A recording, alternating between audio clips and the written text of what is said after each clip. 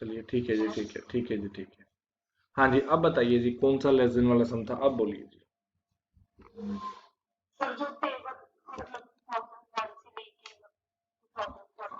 जो मैंने क्वेश्चन करवाए थे कल वही वाले, जो मैंने क्वेश्चन करवाए थे कल वही वाले हैं ये? हाँ बताओ इसमें से कौन सा क्वेश्चन है। हाँ बोलो बोलो, कौन सा क्वेश्चन है बोलो।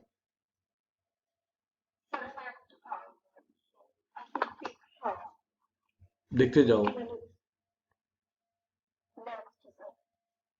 ये वाला।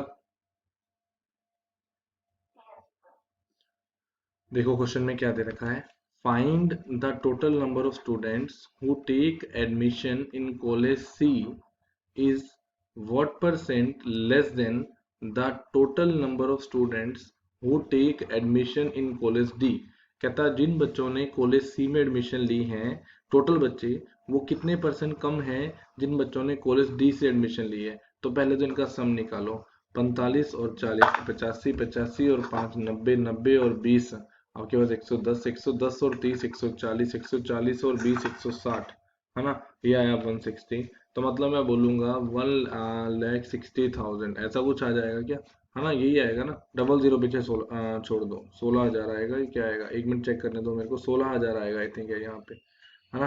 क्योंकि 160 तो पहले आया, डबल जीरो पीछे ही है, तो 16,000 आएगा यहाँ पे। यही सम आ रहा है क्या? 5 5 10 ये आया, 4 3 7 और 4 11 और 4 15 और 1 16, ठीक है। 10 और यहाँ पे सम देखें तो यहाँ पे कितना आ रहा है, 4 1 5 5 और 5 10 और 10 10 और 6 16 और 8 24, तो ये आया 24,000, ये आ गया। अब देखो उसने पूछा कि कॉलेज सी में जो बच्चे हैं ना, वो कॉलेज डी के बच्चों का कितने परसेंट बनते हैं। तो कॉलेज सी वाले बच्चे कॉलेज डी वाले बच्चों का कितने परसेंट बनते हैं, आपने ये निकाल के लाना है। सो इन दिस केस आप लोग क्या लगाएंगे, आप बोलेंगे सर कॉलेज सी में कितने बच्चे हैं, 16,000 है। कॉलेज डी में कितने बच्चे हैं सर, 24,000 है। कितने कम है उससे, आप बोलेंगे सर 8,000 है। डिवाइड बाय कितना है, 16,000 है। इनटू में 100 है। ये कट गया, ये कट गया, हमारा ये 2 पे कट गया, ये 100 गया, 50 पे कट गया। कितने परसेंट बच्चे हैं इसके अंदर, 50% बच्चे हैं। 50%, अच्छा लेस देन पूछा था, सॉरी। हाँ तो लेस देन 50% ही आएगा। हाँ जी, क्लियर है कि नहीं? किससे पूछा था, कॉलेज डी से पूछा था। एक मिनट बच्चे, कोई गलत है, कॉलेज डी से पूछा है आपसे ये। तो आप बोलेंगे 8,000 कॉलेज डी से कंपैरिजन हो रहा है, तो बटा में 24,000 इंटू में 100 ये होगा। तो ये 1/3 इंटू 100 होगा। और ये 33 1/3% होगा, ये आंसर आएगा। Is it clear now? हाँ जी, नेक्स्ट बताइए जी। हाँ जी, एनी अदर डाउट? चलो, फिर मैं क्वेश्चंस पे दोबारा आ रहा हूँ। आपकी साइड से एक बच्चे, किसी ना किसी बच्चे का पक्का microphone mute mode, unmute mode पे है। Please put your microphone on mute mode from your side. Now see the questions here. The first question here is the price of sugar is increased by 16 to by 3%। इससे पहले थोड़ा सा एक question और देखें छोटा सा। मैं कंसेप्ट जो करवा रहा था उससे करवा दूं पहले आपको दोबारा से, फिर आपको मैं आगे करवाऊंगा। आप देखो, आपको दे रखा है the price of sugar is increase by 20%, and by how much percent its consumption be reduced so that the overall expenditure remains same। आपका जो ओवरऑल एक्सपेंडिचर है वो क्या रहेगा, हमारा सेम रहेगा। आपको ये दे रखा है। देखो जी, इस केस में अगर देखा जाए तो मेरे को पता है कि प्राइस ऑफ शुगर जो है वो इंक्रीज होगा कितने परसेंट, 20% इंक्रीज होगा। 20% का मतलब क्या होएगा, 1/5 होगा। तो ओरिजिनल प्राइस हमारा 5 पार्ट होगा, और जो न्यू प्राइस होगा वो 6 पार्ट होगा। ये हमारे प्राइस की रेशो होने वाली है। ओरिजिनल प्राइस हमारा 5 पार्ट होने वाला है, और न्यू प्राइस हमारा 6 पार्ट होने वाला है। ये रेशो होने वाली है। एंड आप देखो, मैंने आपको पहले भी बताई थी कल ये बात कि आपके पास शुगर का प्राइस इंक्रीज हो गया, है ना। आपका ओवरऑल एक्सपेंडिचर क्या रहना चाहिए, सेम रहना चाहिए। अच्छा, आप मेरे को एक बात बताना सारे के सारे, हाँ जी आप बताइए, तरनदीप आप बताएंगे मेरे को। 30 रुपीज पर केजी के हिसाब से अगर मैं 10 kg शुगर परचेज करता हूँ तो मेरे कितने रुपए लग जाएंगे? पर 30 रुपीज पर केजी के हिसाब से अगर मैं 10 kg शुगर परचेज करता हूं तो मुझे कितना स्पेंड करना पड़ेगा, कितना मेरा एक्सपेंस होगा, then please let me know. 300। आपने क्या किया, 30 रुपीज पर केजी के हिसाब से 10 kg स्पेंड कर दिया, तो मतलब आपने टोटल कितने रुपए लगा दिए, 300 रुपीज लगा दिए। दैट मीन्स आप लोगों ने ही मेरे को एक कंसेप्ट बताया कि सर प्राइस इनटू कंजम्पशन जो होता है वो हमेशा किसके इक्वल होता है, एक्सपेंडिचर के इक्वल होता है। प्राइस इनटू कंजम्पशन जो होता है वो हमेशा किसके इक्वल होता है, एक्सपेंडिचर के। मतलब अगर आपको मैं बोलूं कि कंजम्पशन बताओ, तो आप बोलोगे सर वो तो होएगी एक्सपेंडिचर डिवाइड बाय प्राइस होएगी। जो कंजम्पशन बतानी है वो क्या होएगी, एक्सपेंडिचर डिवाइड बाय क्या होएगी, प्राइस होएगी। तो मेरे को इतना पता है कि प्राइस की रेशियो क्या है। ओरिजिनल प्राइस हमारा 5 पार्ट था और नया प्राइस हमारा कितने पार्ट है, 6 पार्ट है। आप देखो अगर एक्सपेंडिचर की रेशियो लेके चले तो मैं बोल सकता हूँ कि जो ओरिजिनल एक्सपेंडिचर होगा और जो न्यू एक्सपेंडिचर होगा वो किस रेशियो में होगा, 1:1 में होगा। मतलब ओरिजिनल एक्सपेंडिचर हमारे पास कितने पार्ट होगा, 1 पार्ट, और न्यू एक्सपेंडिचर कितने पार्ट होगा, 1 पार्ट। तो अगर कंजम्पशन पे आए तो हम बोलेंगे original consumption ratio new consumption जो होएगी वो क्या होएगी, original expenditure divide by original price, new expenditure divide by new price. मेरी बात समझ रहे हो मैं क्या बोल रहा हूँ, आप देखना। कंजम्पशन सेम थी, मैं जानबूझ के मेथड करवा रहा हूँ, मुझे याद है कल आपको मैंने छोटा शॉर्टकट करवाया था, बट जानबूझ के आज ये मेथड करवा रहा हूँ। देखते जाना रीजन क्या है, आपको आगे जाके समझ आ जाएगा। ओरिजिनल प्राइस 5 पार्ट था, न्यू प्राइस हमारा 6 पार्ट आया। ओरिजिनल एक्सपेंडिचर हमारा 1 पार्ट था, न्यू एक्सपेंडिचर भी हमारा 1 था। ये क्यों है 1:1, क्योंकि एक्सपेंडिचर हमारा सेम है। और अगर एक्सपेंडिचर हमारा सेम है तो उस केस में यहाँ 1:1 आएगा। अब आप बोलेंगे ओरिजिनल कंजम्पशन 1/5 ये आ गई न्यू कंजम्पशन 1/6 ये आ गई। अब बस आप क्रॉस मल्टीप्लाई करके निकाल दो, यहाँ पे आ जाएगा 6 और यहाँ आ जाएगा 5। तो आप बोलेंगे ओरिजिनली फैमिली जो है वो 6 पार्ट कंज्यूम कर रही थी, और अब जो है वो फैमिली हमारे पास 5 पार्ट कंज्यूम कर रही है। कितने पार्ट गए चले मेरे को बताओ, 1 part, divide by original consumption कितने पार्ट, 6 पार्ट, इनटू कितना आया 100, 16/3% हमारा आंसर आया। 16/2/3% हमारा क्या आया, आंसर आया। मेरी बात समझ पा रहे हो सारे? मेरे को हाँ या ना में सबका जवाब आना चाहिए। अब देखो जी, वैसे तो आपको मैंने कल फॉर्मूला भी करवाया था कि एक नंबर इंक्रीज होता हो तो दूसरे को कितना डिक्रीज करें कि ओवरऑल वैल्यू सेम रहे। तो फॉर्मूला था R divide by 100 plus minus R multiply 100। मैंने कल करवा दिया था ना ये फॉर्मूला। हाँ ये था हमारा सिंगल चेन फॉर्मूला। आपको मैंने बोला था कि ये तब अप्लाई होता है जब हमारे पास क्या होता है, हमारा एक्सपेंडिचर सेम रहता है, तब हम लोग इसको अप्लाई करते हैं। ओवरऑल एक्सपेंडिचर रिमेन सेम, तब हम इसको अप्लाई करते हैं, तब ये यहाँ पे अप्लाई होता है।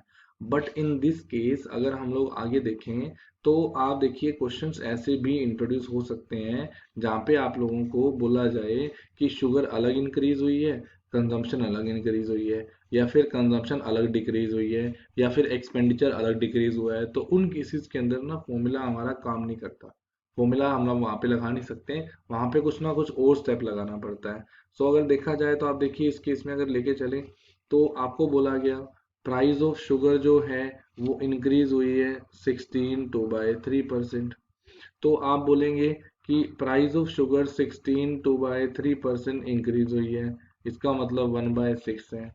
तो इसका मतलब है ओरिजिनल प्राइस हमारा 6 पार्ट होगा, तो न्यू प्राइस हमारा 7 पार्ट होगा। ये बात समझ पा रहे हो सारे?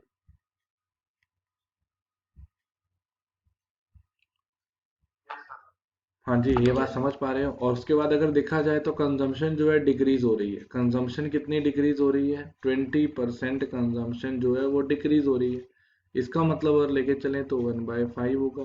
तो ओरिजिनल कंजम्पशन हमारी 5 पार्ट होगी, तो न्यू कंजम्पशन हमारी 4 पार्ट होने वाली है। क्या ये बात समझ आई सबको? अब एक बात देखो जी, आपको मैंने अभी क्या बताया था कि प्राइस इनटू कंजम्पशन किसके इक्वल होता है, बताना मुझे बच्चे। एक्सपेंडिचर के। अगर प्राइस इनटू कंजम्पशन देखा जाए, अभी आपने पीछे जाके सोल्व भी किया था, तो जो हमारा प्राइस था और जो हमारे कंजम्पशन थी वो किसके इक्वल होने वाली है, हमारी एक्सपेंडिचर के इक्वल होने वाली है। ये बात समझ आ रही है सबको? है ना। तो आप देखो ओरिजिनल प्राइस 6 पार्ट है, ओरिजिनल कंजम्पशन 5 पार्ट है, और न्यू प्राइस 7 पार्ट है, न्यू कंजम्पशन 4 पार्ट है। तो आप देखो जी इस केस में अगर मैं लेके चलूँ तो ओरिजिनल प्राइस 6 पार्ट का, ओरिजिनल कंजम्पशन 5 पार्ट की, तो ओरिजिनल एक्सपेंडिचर अगर लेके चलें तो वो 30 पार्ट का है। न्यू का एक्सपेंडिचर अगर निकालें तो न्यू प्राइस 7 पार्ट का, न्यू कंजम्पशन 4 पार्ट की, तो अगर मल्टीप्लाई करें तो न्यू एक्सपेंडिचर कितने पार्ट का आया, 28 पार्ट का आया। क्या ये बात समझ आ गई सबको भाई? बस जी, बात खत्म हो गई। कितनी कंजम्पशन कम हुई है? 2 part. Divide by original consumption कितनी है?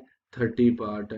सॉरी, 2 पार्ट एक्सपेंडिचर कम हुआ, डिवाइड बाय ओरिजिनल एक्सपेंडिचर कितना? 30 इंटू 100। ये बात खत्म होगी, ये 1/15 आ गया, और ये 20 आया अपॉन 3 आया, तो इसका आंसर आया 62/3%। Is it clear now?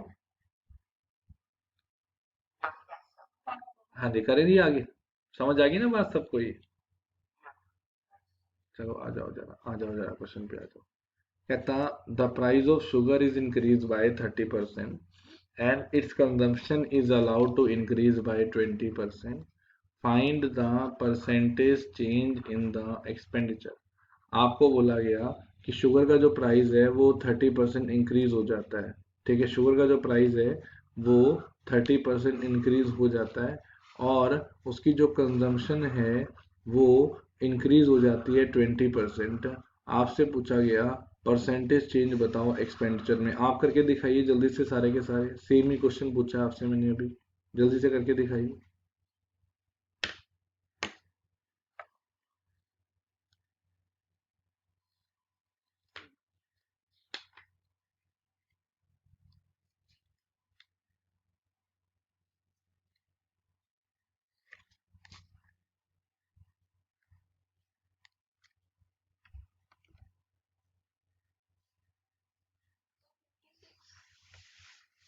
कितना है जी? 56%।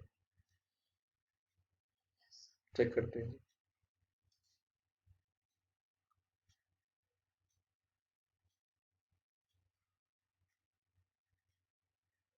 वैसे तो इसके अंदर नेट इफेक्ट भी लगेगा, वो आपको मैं आगे जाके बताऊंगा।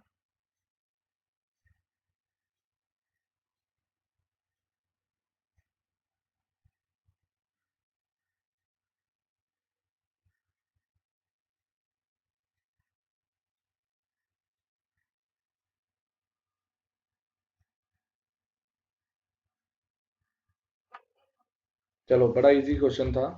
30% का मतलब आप लोग निकालेंगे, आप लोग बोलेंगे ओरिजिनल प्राइस और न्यू प्राइस अगर लेके चलें तो वो आएगा हमारा 10:30, ये बनेगा। और वैसे ही ओरिजिनल कंजम्पशन और न्यू कंजम्पशन की बात करें तो वो आएगी हमारी 5:6, ये आएगा। तो आप बोलेंगे ओरिजिनल एक्सपेंडिचर और न्यू एक्सपेंडिचर की अगर बात करें तो 10 × 5 कितना आया?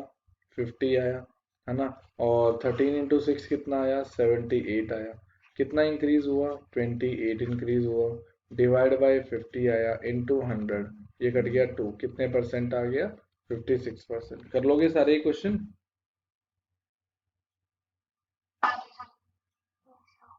चलो ठीक है जी, ठीक। ठीक है।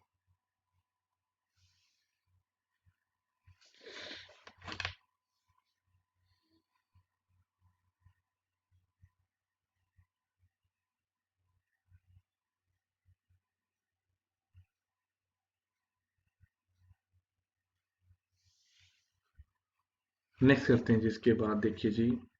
अब देखो जी क्वेश्चन में क्या दे रखा है। अब क्वेश्चन थोड़ा सा फिर से चेंज हो गया, ध्यान से सुनना। ये टाइप खत्म करेंगे आज हम लोग। The price of sugar is increase by 25%। Sugar का जो प्राइस है वो 25% इंक्रीज हो जाता है, और उसका जो एक्सपेंडिचर है वो कितने परसेंट अलाउड है इंक्रीज करवाना? 20% अलाउड है इंक्रीज करवाना। Find the percentage change in the consumption. आपने ये बताना है कि परसेंटेज चेंज कितना होगा कंजम्पशन में। तो आप देखिए शुगर का प्राइस 25% इंक्रीज हो जाता है, तो वही बात है 25% का मतलब आपको पता ही है सबको कितना होएगा? 1/4, है ना। तो आप बोलेंगे सर ओरिजिनल जो प्राइस होएगा वो कितने पार्ट होएगा? 4 पार्ट। और जो न्यू प्राइस होएगा वो कितने पार्ट होएगा? 5 पार्ट। वैसे ही एक्सपेंडिचर को अलाउड है इंक्रीज करवाना 20%, इसका मतलब होएगा 1/5। तो ओरिजिनल जो एक्सपेंडिचर होएगा वो होएगा 5 पार्ट, और जो न्यू एक्सपेंडिचर होएगा वो होएगा 6 पार्ट। क्या ये बात समझ पा रहे हो? है ना? अब आप देखो, अब आप एक बात देखो, एक सिंपल सी बात है। मुझे पता है कि ओरिजिनल कंजम्पशन और न्यू कंजम्पशन की अगर रेशो बनाएं तो ये आ गई हमारी 5/4, और यहाँ कितनी आ गई 6/5। तो ये आ गई 25/24, ये आ गई। अब देखो मैंने ये क्या किया, डिवाइड किया। क्यों? क्योंकि मेरे को पता है कि प्राइस इनटू कंजम्पशन एक्सपेंडिचर होता है। आपको कंजम्पशन पूछी है तो आप बोलेंगे सर वो होता है एक्सपेंडिचर डिवाइड बाय प्राइस। तो एक्सपेंडिचर कितना था हमारा 5 पार्ट, प्राइस कितना था हमारा 4 पार्ट, तो 5/4 5/4, वैसे ही 6/5 ये लगा दिया। तो आप देखो ये रेशियो बन गई। तो बस जी, आप बोलेंगे एक पार्ट हमारी कंजम्पशन कम होने वाली है, डिवाइड बाय 25 पार्ट कंजम्पशन होने वाली है, इनटू होने वाला है 100, कितने परसेंट आ गया 4%। Is it clear now?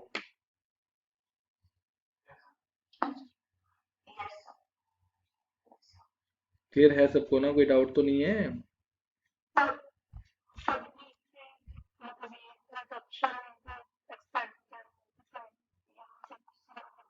कहाँ से? बोलो बोलो, दोबारा बोलो।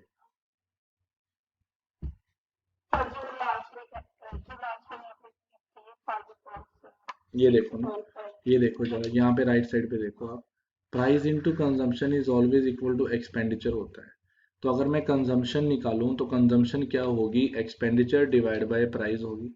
हमेशा कंजम्पशन क्या होएगी, वो एक्सपेंडिचर डिवाइड बाय क्या होएगी, प्राइस होएगी ना। क्योंकि देखो कंजम्पशन जो है, मुझे पता है प्राइस इनटू कंजम्पशन जो है वो एक्सपेंडिचर होती है। तो जो कंजम्पशन होएगी वो क्या होएगी, एक्सपेंडिचर डिवाइड बाय प्राइस बनेगी। तो ये देखो ये एक्सपेंडिचर की रेशो है, और ये आपके पास प्राइस की रेशो है। तो अगर आपकी कंजम्पशन की रेशो पूछी जाए तो वो 5/4 ये आ जाएगा। एक्सपेंडिचर पूछा जाए तो हाँ जी ये 6/5 ये आ जाएगा। सो हेयर अगर क्रॉस मल्टीप्लाई कर देते हो तो 5 5 ज़ा 25, 6 4 ज़ा 24 ये आ जाएगा। तो आप बोलेंगे एक पार्ट कम हुआ, डिवाइड बाय ओरिजिनल 25 पार्ट हुए, इंटू 100 4% आ गया। Now it is clear? हाँ ठीक है जी, ठीक है। Any other doubt? हाँ जी, एनी अदर डाउट? किसी भी बच्चे को कोई भी डाउट हो पूछिए यहाँ पे तक भाई।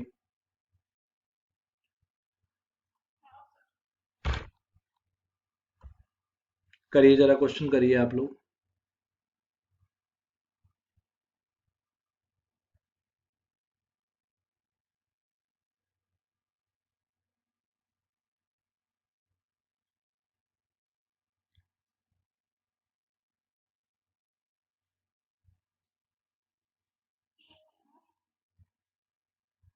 हाँ जी, क्या बोल रहे हो जी? सेम ही क्वेश्चन है? एक मिनट, अलग है, डिक्रीज है जी इसके अंदर।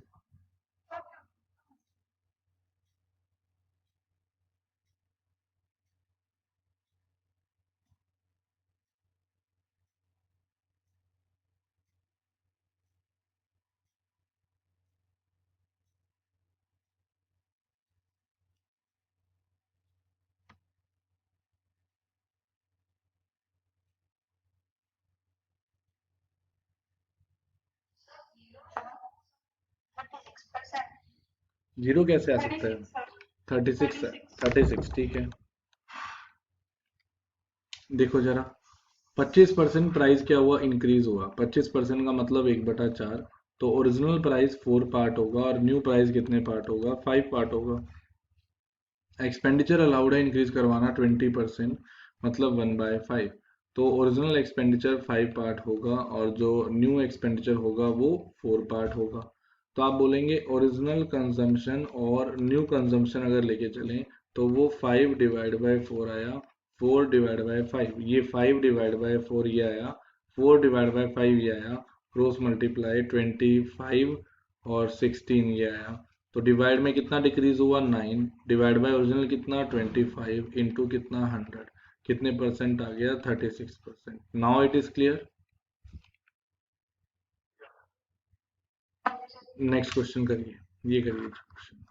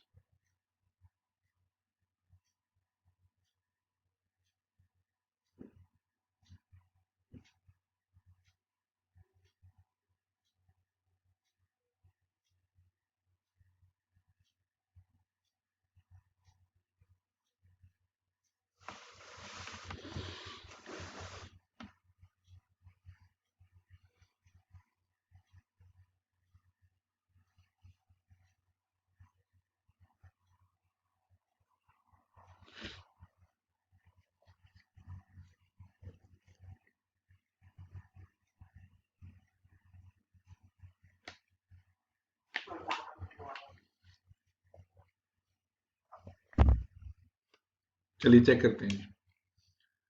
प्राइस ऑफ शुगर जो इंक्रीज हुआ 20%, पुराना काम ही करेंगे। 20% का मतलब होता है 1/5। तो ओरिजिनल प्राइस हमारा अगर 5 पार्ट होगा तो न्यू प्राइस हमारा कितने पार्ट होगा? 6 पार्ट होगा। ये चीज समझ आ गई। एक्सपेंडिचर इंक्रीज करवाना अलाउड है 10%, इसका मतलब 1/10 होगा। तो ओरिजिनल एक्सपेंडिचर हमारा 10 पार्ट होगा, तो न्यू एक्सपेंडिचर हमारा कितने पार्ट होगा? 11 पार्ट होगा। तो आप लोग बोलेंगे कि सर अगर ओरिजिनल कंजम्पशन और न्यू कंजम्पशन की रेशियो क्रिएट करनी हो तो हम लोग बोलेंगे सर ये 10 है, ये 5 है। ओरिजिनल एक्सपेंडिचर 10 है, डिवाइड बाय प्राइस 5 है, तो ये 10/5 कर दो। न्यू एक्सपेंडिचर निकालना है, न्यू कंजम्पशन निकालनी है, तो 11/6 कर दो। तो ये 2 आ जाएगा। ये 2 मल्टीप्लाई किया, 6 इंटू 2 12, यहाँ पे 11। क्या यहाँ तक कर लिया क्या सबने? अब एक बात देखो, सारे ध्यान से पढ़ना। If family consume 132 KG of the sugar earlier, 132 kilo 132 KG sugar पहले लगाती थी फैमिली। पहले ओरिजिनली हमारे हिसाब से कंजम्पशन कितनी थी? 12 पार्ट की। हमारे हिसाब से 12 पार्ट थी, उसके हिसाब से कितनी थी? 132 केजी की थी। तो अगर वन पार्ट की वैल्यू निकालें वो कितने केजी आ जाएगी? 11 केजी। वन पार्ट की वैल्यू कितने केजी आ जाएगी? 11 केजी। एंड अगर वन पार्ट हमारा 11 केजी आया तो आप बोलेंगे न्यू कंजम्पशन बताइए, तो मैं बोलूंगा 11 इंटू 11 कितने केजी आ जाएगा? 121 केजी। That is answer. जो अब फैमिली की कंजम्पशन है वो कितनी है? 121 केजी की। क्वेश्चन कैसा मर्जी हो सकता है, आपको मैंने हर एक पॉइंट ऑफ व्यू से क्वेश्चन निकाल के दिया है ताकि आप क्वेश्चन में फंसे ना। आपको हर एक जगह पे क्वेश्चन पता होना चाहिए, आप फेमिलियर हो उस क्वेश्चन से। अब बताओ, यहाँ तक किसी को कोई भी डाउट है तो पूछो। हाँ जी, अभिनव, मोहित, प्रभजोत, तरनदीप, खुशदीप, हाँ जी प्रीति, हाँ जी, हाँ जी, इज एनी डाउट? पूजा, हाँ जी जल्दी बताइए, कोई डाउट है किसी को भी? अमनदीप, मोहित गर्ग, हाँ जी क्लियर है सबको? चलिए ठीक है ठीक है। अब देखिए जी, अब ये क्वेश्चन अपने आप कर लेंगे, मैं थोड़ा सा क्वेश्चन पे आगे आ रहा हूँ। अब देखिए, मैं यहाँ पे एक पेज ऐड कर लूँ पहले। अब जो मैं मेथड करवाने जा रहा हूँ ना, एक मेथड जो मैं करवाने जा रहा हूँ वो मेथड बहुत इंपॉर्टेंट है, बड़े ध्यान से समझना। क्योंकि इसके बाद जो भी मैं क्वेश्चन यूज करूंगा, जो भी मैं कंसेप्ट करवाऊंगा आपको, वो डायरेक्ट उस मेथड के बेस के ऊपर मैंने करवाने हैं। और यही मेथड जो है ना, मैं कंपाउंड इंटरेस्ट में बार बार बोलूंगा जी, कंपाउंड इंटरेस्ट में यूज हो रहा है, कंपाउंड इंटरेस्ट में यूज हो रहा है। बड़े ध्यान से आप लोग इस मेथड को समझेंगे। देखो जी, मेथड में है क्या। मैं आपको यहाँ से एक नेट इफेक्ट मेथड का जो फॉर्मूला है वो डिराइव करवाने ले जा रहा हूँ। लेट सपोज आपको मैं बोलूँ कि एक टाउन की जो प्रेजेंट पॉपुलेशन है, अभी कोई भी नोट ना करे, बड़े ध्यान से समझना। एक टाउन की जो प्रेजेंट पॉपुलेशन है, लेट सपोज वो 20,000 है। पहले साल फर्स्ट ईयर वो जो पॉपुलेशन है वो 20% इंक्रीज हो जाती है। And in the second year, ये जो फर्स्ट ईयर था इसमें वो पॉपुलेशन 20% इंक्रीज हो गई। And in the second year वो जो पॉपुलेशन है वो 30% इंक्रीज हो जाती है। आपसे पूछा गया कि find the percentage change in the population. आपसे पूछा गया find the percentage change in the population, या तो ये पूछेगा आपसे, और या फिर पूछेगा कि 2 साल बाद की पॉपुलेशन बताओ कितनी होने वाली है। तो मैं आपको इसका पहला मेथड, फर्स्ट मेथड इंट्रोड्यूस करने जा रहा हूँ। बच्चे बड़े ध्यान से समझना, मैं आपको पहले बता रहा हूँ, थोड़ा सा मैं बारीकी में जाके इस क्वेश्चन को कंसेप्ट को करवाने वाला हूँ। आप देखिए, यहाँ पे जब आप आओगे तो क्या आप ये बात बोलोगे कि सर 20,000 तो आएगा ही आएगा, प्लस सर 20,000 का 20% आएगा? मैं क्या बोल रहा हूँ, आप लोग ये बात बोलोगे कि सर इस केस में ना 20,000 तो आना ही आना है, प्लस में 20,000 का 20% आना है, ये ऊपर से इंक्रीज होके नीचे आएगा, तो यही होएगा ना? हाँ जी, यही होगा ना? अब अगली बार आप लोग क्या बोलोगे? आप लोग बोलोगे कि सर 20,000 तो आना ही आना है, प्लस 20,000 का 20%, क्योंकि इस बार इसके ऊपर इंक्रीज होगा, इसके लिए इसकी बेस वैल्यू ये थी, और इसके लिए 30% के लिए इसकी बेस वैल्यू ये पूरी है। तो अब मैं इसको पूरा एक्सप्लेन करके लिखूंगा। मैं बोल सकता हूँ कि ये तो एज इट इज आना ही आना है, प्लस में इस 20,000 प्लस 20,000 के 20% का कितने परसेंट आना है जी? 30% आना है। क्या ये बात समझे? देखो मैं क्या बोल रहा हूँ, 20,000 तो आना ही आना है, 20,000 प्लस 20,000 का 20%। ये तो आना ही आना है, प्लस इसका कितने परसेंट आना है, आगे से 30% आना है, मैंने ये लिख दिया। अब अगर मैं इसको एक्सप्लेन करूँ, खोलूँ इसको जरा, मैं जानबूझ के ऐसे लिख के दिखा रहा हूँ, लिखने का तो मैं सिंपल भी लिख देता, बट जानबूझ के लिख रहा हूँ। क्या मैं ये बात बोल सकता हूँ कि 20,000 आ गया ऐसे कैसे, प्लस 20,000 का कितने परसेंट आ गया, 20% आ गया, प्लस इस 20,000 का कितने परसेंट आ गया, 30%, ब्रैकेट खोली, 30% लिख दिया, प्लस इस 20,000 के 20% का 30%। हाँ जी, ये चीज समझ आ रही है कि नहीं आ रही? सबको समझ आ रही है बात? यहाँ तक कोई डाउट है तो रोक लो मेरे को यहीं पे। यहाँ तक किसी को कोई डाउट है तो रोक लो प्लीज मेरे को, मैं दोबारा बता दूंगा। हाँ जी, समझ आ रही है सबको? अब देखो, अब देखो, 20,000 तो एज इट इज ऊपर वाला आना ही आना है, ये आ गया। 20,000 का 20%, ये आना ही आना है, ये आ गया। प्लस में इस 20,000 का 30%, ये देखो जी, ये 30% पड़ा है, ये आ गया। प्लस में ये जो पड़ा है ना, ये जो पड़ा है हमारा 20,000 के 20% का 30%, इसको हम बोलते हैं इंटरेस्ट के ऊपर इंटरेस्ट। इसको हम बोलते हैं इंटरेस्ट के ऊपर इंटरेस्ट। क्यों? क्योंकि बेसिकली आप खुद देखो ना, पहले आप लोग क्या कर रहे थे, यहाँ पे 20,000 का 20% निकाला, वो ये आ गया। फिर 20,000 का 30% निकाला, वो ये आ गया। प्लस में आपने बोला सर ये जो आपने इंटरेस्ट लिया हो ना, इसके ऊपर दोबारा 30% लगेगा, तो मतलब इसको हम बोलते हैं इंटरेस्ट के ऊपर इंटरेस्ट। और ये जो होता है ये हमारा क्या होता है, कंपाउंड इंटरेस्ट। तो मैं इस चीज को कंपाउंड इंटरेस्ट में भी यूज करूंगा। अच्छा बच्चे, एक बात देखो, अगर मैं आपको थोड़ा और एक्सप्लेन करके बताता हूँ, मैं अगर 20,000 एज इट इज ले आऊँ, इसका इसका तीनों टर्म्स का, फर्स्ट टर्म का, सेकंड टर्म का, थर्ड टर्म का, तीनों का मैं 20,000 बाहर ले आया कॉमन निकाल के, अंदर बताओ क्या बचेगा, 20% बचेगा, बिल्कुल। 30% बचेगा, बिल्कुल। प्लस में क्या होगा, 20 का 30% होगा, 20 का क्या होगा, 30%। देखो ये जो था इसका दोबारा 30% निकाला गया, तो वो 20 का कितने परसेंट होगा, 30%। मैंने 1% यहाँ छोड़ा हुआ है और 1% तोड़ के यहाँ लगाया हुआ है। तो आप इसको ऐसे बोल सकते हैं, 20,000 प्लस 20,000 का आपके पास कितना आया, 20% प्लस 30% 50% आया, है ना। प्लस में एक जीरो ये, एक जीरो ये, एक जीरो चलेगी, 3 गुना 2 कितने परसेंट आया, 6% आया। तो आप बोलेंगे कितना हो जाएगा, 20,000 आ जाएगा, प्लस 20,000 का कितने परसेंट आ जाएगा, 56% आ जाएगा। हाँ जी, ये बात समझ आ रही है सबको? अब बताओ जी, समझ आई कि नहीं आई सबको बात ये? मैं बेसिकली आपको यहाँ पे एक फॉर्मूला बना के दे गया, और वो फॉर्मूला कौन सा बना के दे गया आपको, मैं नेट इफेक्ट फॉर्मूला बना के दे गया। मैं आपको ये समझा गया कि देखो, अगर आपको यहाँ से यहाँ जाना हो, आप डायरेक्ट क्या एक फॉर्मूला लगा दो, आप बोल दो सर 20 तो मिलना ही मिलना है, प्लस में ये 30 तो मिलना ही मिलना है, बस सर इस 20 के ऊपर 30% और मिलेगा, वो हमारा नेट इफेक्ट होगा। तो हमने एक नेट इफेक्ट फॉर्मूला आज जनरेट किया क्लास के अंदर, plus minus X plus minus Y plus का एक्स वाई डिवाइड बाय 100। अगर इंक्रीज होगा तो वहां पे प्लस साइन यूज होगा, और अगर डिक्रीज यूज होगा तो वहां पे माइनस साइन यूज होगा। Always remember these 2 points hair.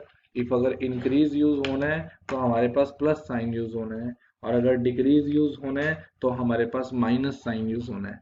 तो आपको ये नेट इफेक्ट फॉर्मूला याद रखना है। इसके बेस पे आप डायरेक्ट परसेंटेज इंक्रीज निकाल सकते हो।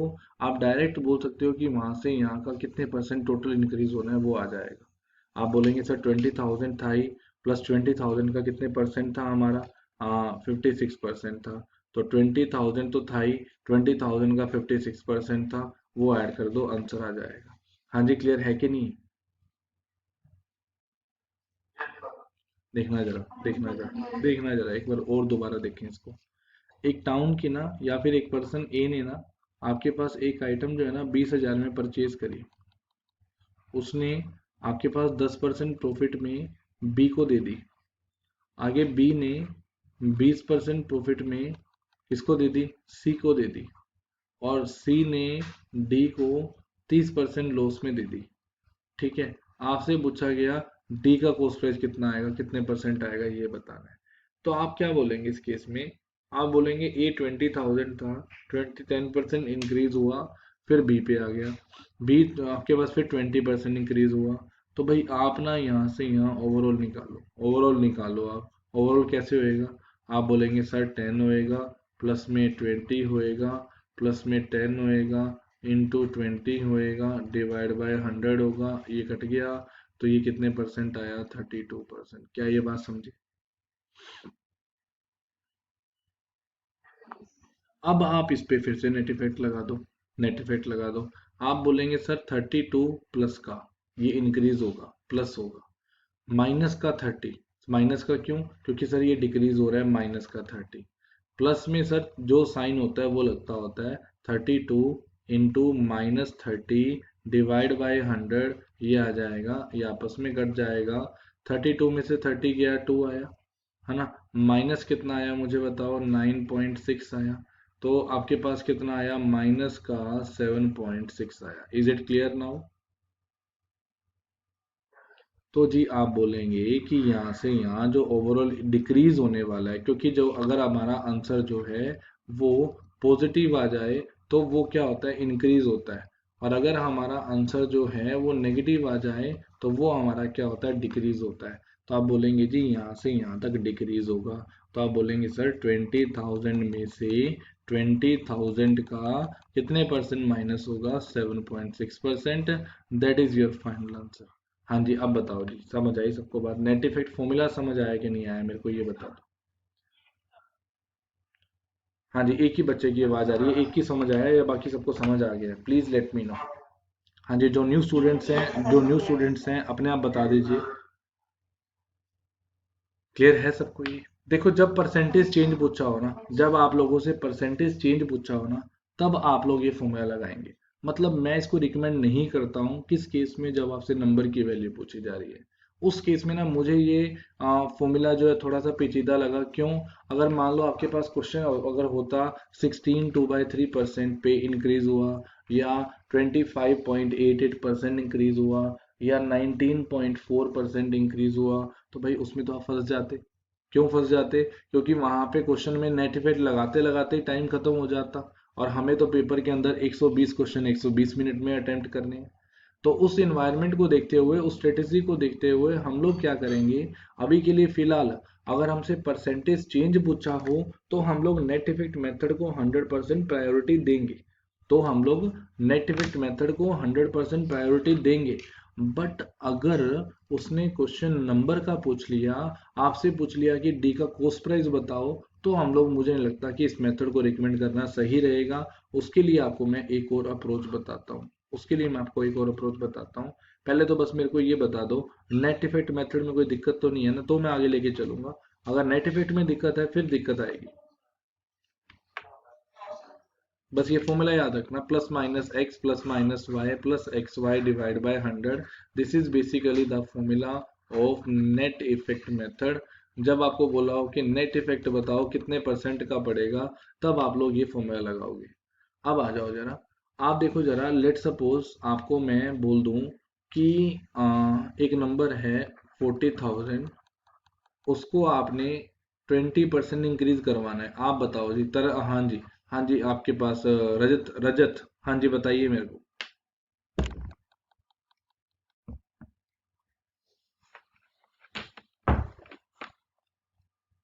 हाँ जी अभिनव, आप बताइए।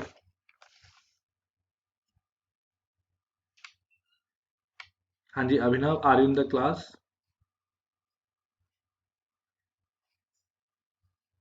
हाँ जी प्रभजोत।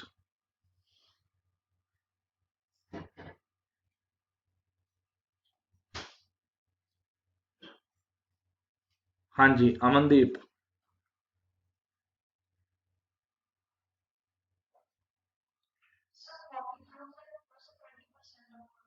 यही करोगे ना, 40,000 प्लस 20% ऑफ क्या होगा, 40,000, यही होगा। तो मतलब मुझे पता है कि 40,000 ले लिया, 40,000 ले लिया, प्लस 40,000 का कितने परसेंट ले लिया, 20% ले लिया, वो हमारा आंसर बनेगा। अब इसी कंसेप्ट को अगर बच्चे में ऐसे लिख दूं, भाई मुझे पता है कि इस केस में आंसर जो आएगा वो 48,000 आएगा। अब इसकी जगह अगर मान लो मैं ये स्टेप कर दूं, मैं आपको बोलूं कि 40,000 अपने आप में होता है 100%, क्योंकि देखो ये अपने आप में 100% कंप्लीट नंबर होगा। 40,000 अपने आप में होता है 100%, ये अपने आप में कंप्लीट नंबर होगा। क्यों होगा? क्योंकि देखो जब मैं 100% लिखूंगा उससे मुझे फर्क कुछ भी नहीं पड़ना, क्योंकि देखो 100% का मतलब क्या होगा, 100 डिवाइड बाई क्या होएगा 100, ये आपस में कट गया 1 आ गया, तो 1 इंटू 40,000 40,000 आएगा, प्लस 40,000 का कितने परसेंट आएगा, 20% आएगा। तो दोनों में से कॉमन आ गया 40,000, अंदर क्या बच गया 100% प्लस 20% ये बच गया। तो ये कितना आ गया 40,000 का कितने परसेंट आ गया 120% आ गया। हाँ जी, मेरी बात समझ पा रहे हो मैं क्या दिखाना चाहता हूँ आपको? आप देखो इसको आप सोल्व करोगे तो ये कितना आएगा 48,000 ही आएगा। आपको मैं ये चीज बताना चाहता था कि कोई भी नंबर कोई भी वैल्यू अपने आप में हमेशा कितने परसेंट होती है, 100% होती है। ठीक है, कोई भी नंबर कोई भी वैल्यू हमेशा अपने आप में कितने परसेंट होती है, 100% होती है। अगर आपको इंक्रीज करवाने को बोला जाए तो आप प्लस करके निकाल दो, अगर आपको डिक्रीज करवाने को बोला जाए तो आप माइनस करके निकाल दो। लेट सपोज अगर आपको बोला जाए कि एक नंबर है 60,000, उसको आपने 30% डिक्रीज करवाना है, तो बस आप डायरेक्ट बोलोगे, आप बोलोगे सर ये अपने आप में होता है 100%। सर 100 में से 30% डिक्रीज करवाना है। अगर सर 100 में से 30% डिक्रीज करवाना है तो मतलब सर इसका कितने परसेंट निकालना पड़ेगा, 70% निकालना पड़ेगा, वो हमारा आंसर आ जाएगा। क्या ये बात समझ पा रहे हो?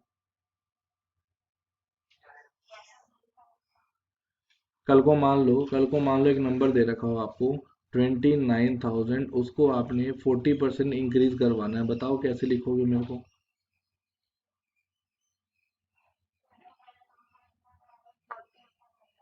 इंटू 140 अपॉन 100, ये आ जाएगा। क्लियर है ना सबको ये? चलिए जी, अब अगर आप ये बात समझ पा रहे हैं तो आप देखिए यहाँ पे भी स्टेप लेके आते हैं हम लोग। अगर आप लोगों को इस क्वेश्चन में जाना हो तो आप बोलेंगे कि जब हमारी बेस वैल्यू बार बार चेंज होती हो, पहली बात तो तब हमारा नेट इफेक्ट लगता होता है। मतलब जब हमारी बेस वैल्यू, इसके लिए इसकी बेस वैल्यू ये, इसके लिए इसकी बेस वैल्यू ये, इसके लिए इसकी बेस वैल्यू ये, इसके लिए इसकी बेस वैल्यू ये, अगर हमारी बेस वैल्यू कंटिन्यूसली, अगर लगातार हमारी बेस वैल्यू जो है वो चेंज होती हो, तो हम लोग बोलते हैं कि उस केस में हमारा क्या लगता होता है, नेट इफेक्ट लगता होता है। So in this case the net effect method will be applied here. और अगर आपको डायरेक्ट नंबर पे जाना हो तो आप बोलेंगे कि ये जो 20,000 है, ये अपने आप में यहाँ पे जब था, ये अपने आप में कितने परसेंट था, 100% था, 100% था। इंक्रीज करवाया इसको 10%, तो क्या ये 110/100 बन गया होगा? बोलते जाना, मुझे बताते जाना क्या मैं ठीक कर रहा हूँ ये स्टेप। अब देखो मुझे पता है कि ये जो होगा ये अपने आप में दोबारा कितने परसेंट होगा, बताओ? 100% होगा। इस पे कितने परसेंट इंक्रीज हो रहा है बताओ? 20% का। तो मतलब इसको मैं बोल सकता हूँ 120 डिवाइड बाई 100। बोलो हाँ या ना भाई? अब आप देखो ये जो होगा ये अपने आप में कितने परसेंट होगा, मेरे को ये बताओ? 100% होगा। अब उस 100% पे कितने परसेंट का डिक्रीज हो रहा है बताओ मेरे को? 70%, 30% का। तो क्या बचा बता दो मेरे को? 70%। This is your final answer. This is your final answer. हाँ जी, अब समझ आई कि नहीं ये बात? जरा पीछे वाले क्वेश्चन पे करके दिखाना, आंसर निकाल के बताना सारे के सारे डायरेक्ट मेरे को करके बताओ।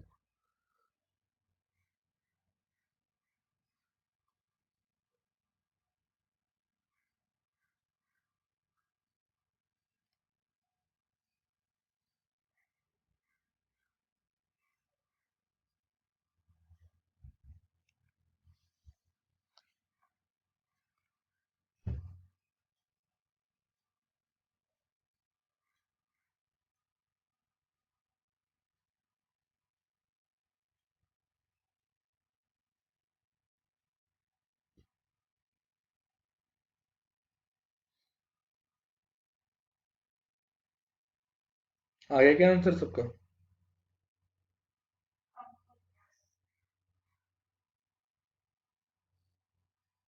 चलो जी देखो, क्वेश्चन में क्या दे रखा है, आपको बोला है कि यहाँ तक की पॉपुलेशन बताओ, तो आप डायरेक्ट ये भी तो कर सकते थे, 20,000 ले लो, उसका कितने परसेंट निकाल दो, 120% निकाल दो, दोबारा कितने परसेंट निकाल दो, 130% निकाल दो, दैट इज योर आंसर। ये आंसर आ जाएगा। अब समझ आ गई। अगर तो परसेंटेज चेंज पूछा है तो आप लोग लगा दो नेट इफेक्ट फॉर्मूला डायरेक्ट, कोई फर्क नहीं पड़ता, आप लोग वहाँ क्या लगा दो, नेट इफेक्ट।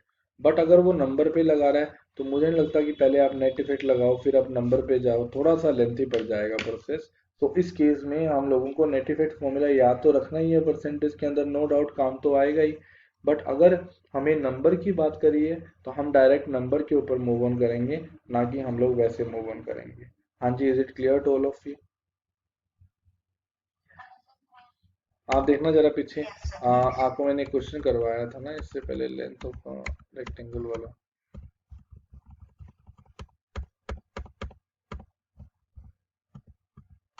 अब देखना जरा। अब देखो नेट इफेक्ट पूछा हुआ है डायरेक्ट, आपको मैंने स्टार्टिंग में फ्रैक्शन जब करवाई थी तब भी आपको मैंने ये स्टेप करवाया था।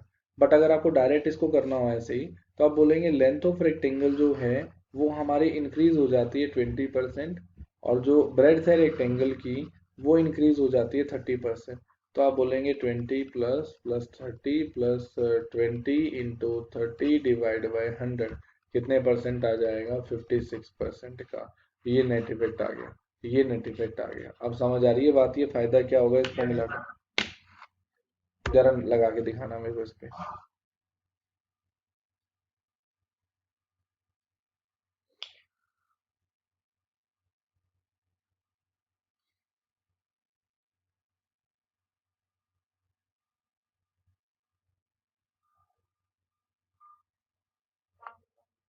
क्या है जी?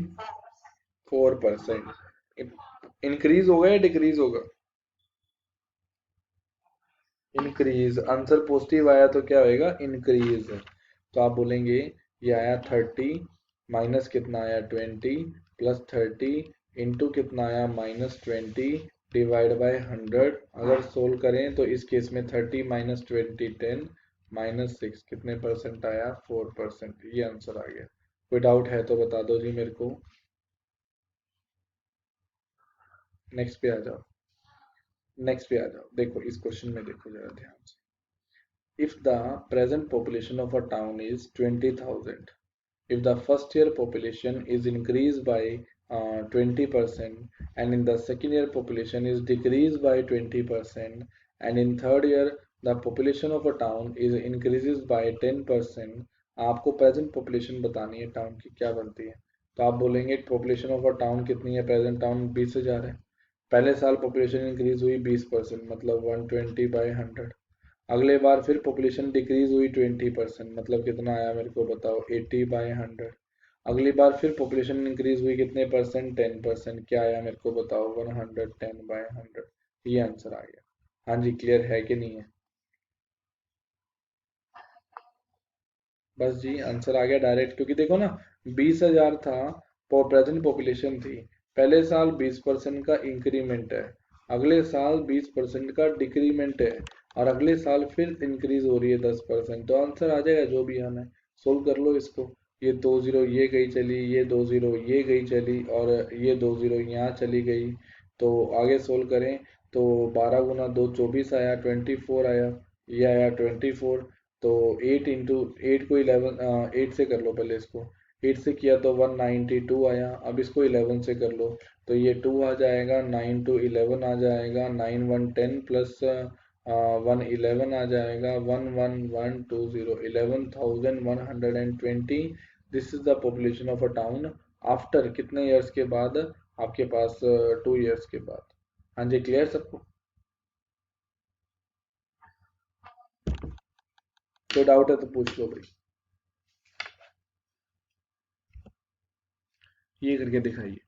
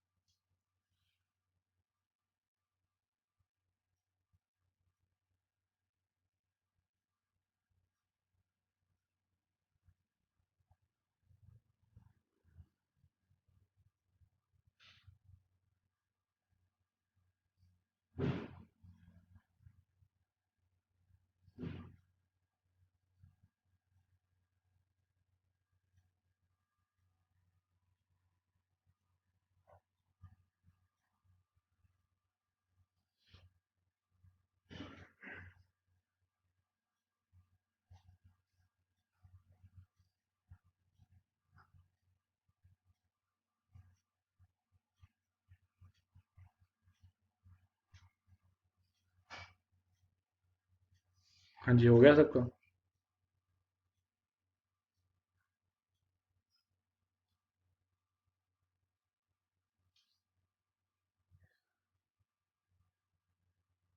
देखो, a man multiply a number by 7/4 instead of 3/5। कहता है एक मैन जो है मल्टीप्लाई कर देता है एक नंबर को 7/4 से इंस्टेड ऑफ 3/5 से। Find the percentage change in the calculation. आपको परसेंटेज चेंज बताना है कैलकुलेशन में क्या होगा। एक मैन जो है एक नंबर को 7/4 से मल्टीप्लाई कर देता है, करना इंस्टेड ऑफ, ये करेक्ट रिजल्ट था हमारा, करना उसने इससे था और कर दिया उसने इससे। आपको मैंने कल भी आई थिंक समझाया होगा ऐसा क्वेश्चन कि आप लोग क्या किया करो, ऐसे क्वेश्चंस में क्रॉस मल्टीप्लाई कर दिया करो बस। 4 × 3 = 12, करेक्ट रिजल्ट हमारा 12 आना चाहिए था, बट रिजल्ट आ कितना हमारा गया, 35 आ गया। 7 × 5 = 35 आ गया। रिजल्ट आना चाहिए था हमारा 12, रिजल्ट आया हमारा 35। एरर कितने का आया, 23 का एरर आया। एरर कितने का आया, 23 का एरर आया। Divide by correct result, divide by correct result कितना आया, 12 आया। इनटू क्या आया, 100। तो ये आया हमारा 25 और ये आया हमारा 3, ये आ गया। तो 575, 575 बटा में कितना आया हमारा, 3 आया। ये आंसर आ जाएगा। तो अगर सोल्व करोगे तो ये कटता तो है नहीं, 19 गया और ये 1 गया, 0.66। ये इतने परसेंट क्या आएगा, इंक्रीज होएगा। हाँ जी, एरर आएगा ये वाला। हाँ जी, समझ आई कि नहीं ये बात, ये करके दिखाइए क्वेश्चन जल्दी से।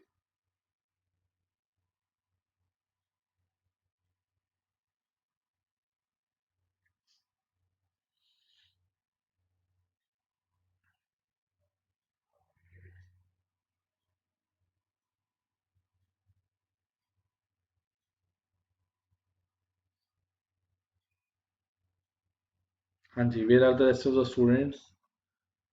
हाँ जी, सबका आंसर आना चाहिए, सबका आंसर आना चाहिए।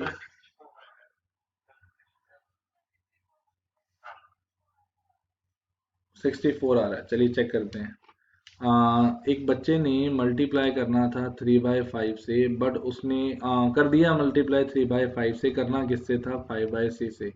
तो मतलब this is the correct result and this is the wrong result.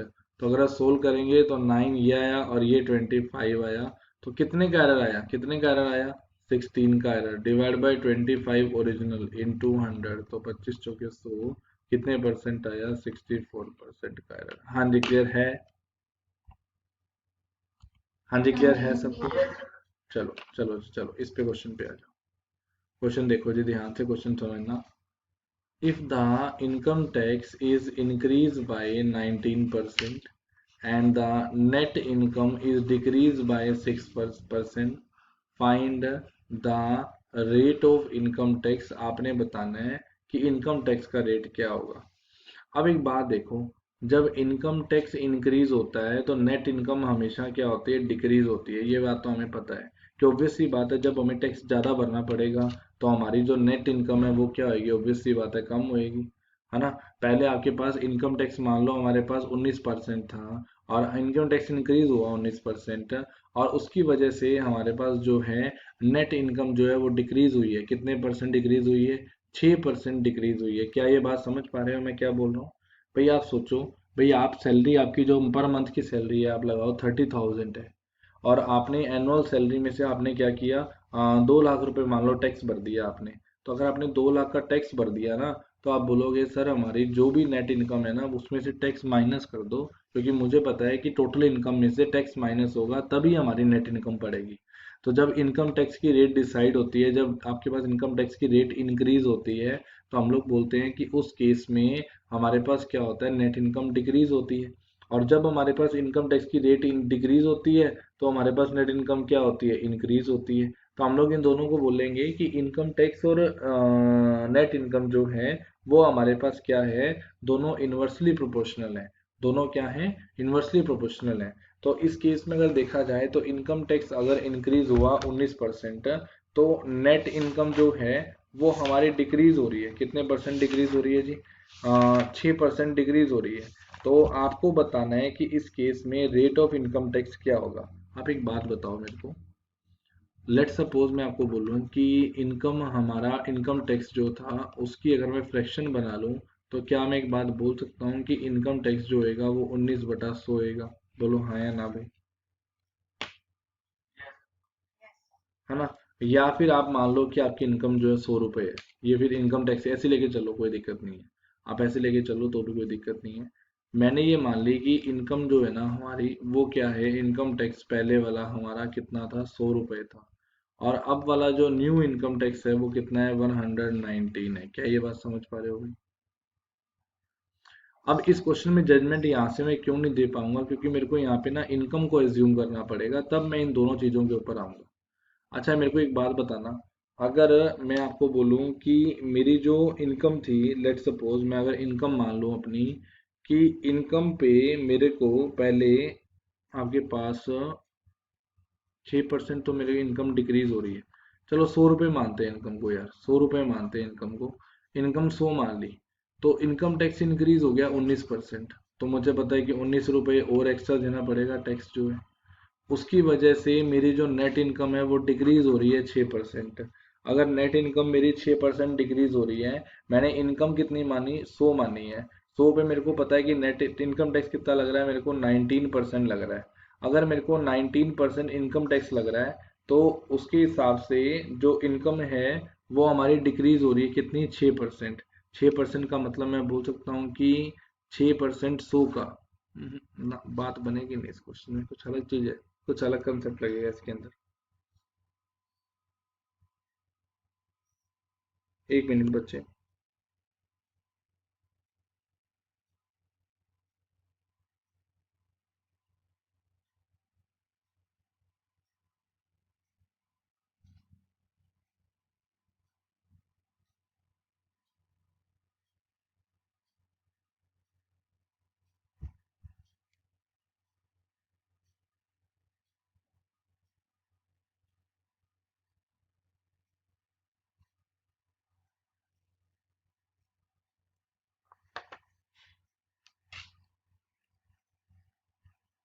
कुछ ना कुछ अलग लेके चलना पड़ेगा इसके अंदर ना, नहीं तो हम लोग यहाँ पे फंस जाएंगे क्वेश्चन के अंदर ना। और रेट ऑफ इनकम टैक्स पूछा है ना, एक बार अपने हिसाब से चलते हैं, चलो देखी जाएगी। If the income tax is increase bye 19%, 19% income tax increase हुआ, है ना? तो आपको बोला गया नेट इनकम जो है वो कितने परसेंट डिक्रीज होगी, वो 6% डिक्रीज हो गई। तो आप ऐसे करते हैं, सिर्फ हम लोग टैक्स निकालें, टैक्स निकालें पहले। बट आप देखो इनकम टैक्स को इंक्रीज करवाया डायरेक्टली, हमें ओरिजिनल टैक्स की रेट नहीं पता, ओरिजिनल टैक्स की रेट क्या थी, और जो नेट इनकम है वो भी नहीं पता हमें। और कुछ एग्जांपल लेके चलनी पड़ेगी, थोड़ा सा क्वेश्चन अलग जाएगा ये। मैं यहाँ पे अलग से एग्जांपल बनाता हूँ, ये देखते हैं जरा कंसेप्ट बन भी सकता है नहीं बन सकता है। मैं इनकम को 100 रुपये मान रहा हूँ, 100 रुपये मान रहा हूँ, और मैं ना इनकम टैक्स लेके चल रहा हूँ अपनी तरफ से पहले का 20%, पहले का 20%।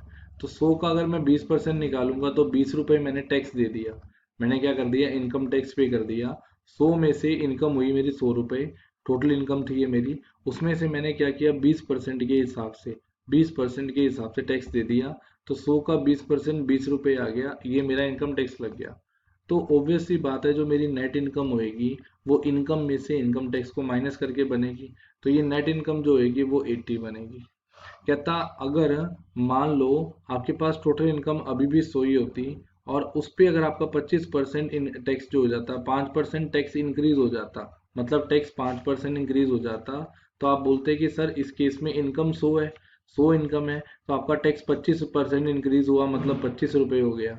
अगर ये हो गया तो आप बोलेंगे इस केस में आपकी जो नेट इनकम है वो कितनी होने वाली है, 75 होने वाली है। तो अब आप देखो, मेरे को पता है कि अगर इनकम टैक्स इंक्रीज हो रहा है, कितना इंक्रीज हो रहा है, 5, तो नेट इनकम डिक्रीज हो रही है, कितनी डिक्रीज हो रही है, 5। क्या ये बात समझ पा रहे हो? तो मतलब अगर हमारे पास इनकम सेम है, if the income is same, अगर हमारे पास इनकम जो है वो क्या है, सेम है, तो हमारा जो अगर इनकम टैक्स है वो अगर इंक्रीज होगा, तो हमारा जो नेट इनकम है वो क्या होएगी, डिक्रीज होएगी। ये बात याद रखना। और वैसे ही अगर इनकम टैक्स हमारा डिक्रीज हुआ, तो उस केस में जो नेट इनकम है वो क्या होने वाली है, इंक्रीज होने वाली है। All of you understand. मैंने आपको सिंपल सा स्टेप बता दिया कि हमारी अगर इनकम सेम है तो इनकम टैक्स अगर इंक्रीज होगा तो नेट इनकम डिक्रीज होगी, और अगर नेट इनकम आपके पास इनकम टैक्स अगर डिक्रीज होगा तो नेट इनकम क्या होएगी, इंक्रीज होएगी। तो आप देखो दोनों का मुझे पता है कि फर्क पड़ता है दोनों के ऊपर। अब इन दोनों का अगर देखा जाए तो मेरे को इतना पता है कि इसका आपके पास इंक्रीज करवाया तो इसके डिक्रीज के इक्वल है, तो क्या ये दोनों आपस में रिलेशन में आ गए। तो मैं यहाँ पे बोल सकता हूँ कि इनकम टैक्स का या आपके पास इनकम टैक्स का 19% जो है वो हमारा नेट इनकम के 6% के इक्वल होगा। बोलो हाँ या ना भाई। नेट इनकम के 6% के इक्वल होगा। समझ रहे हो मैं क्यों बोल रहा हूँ ये बात।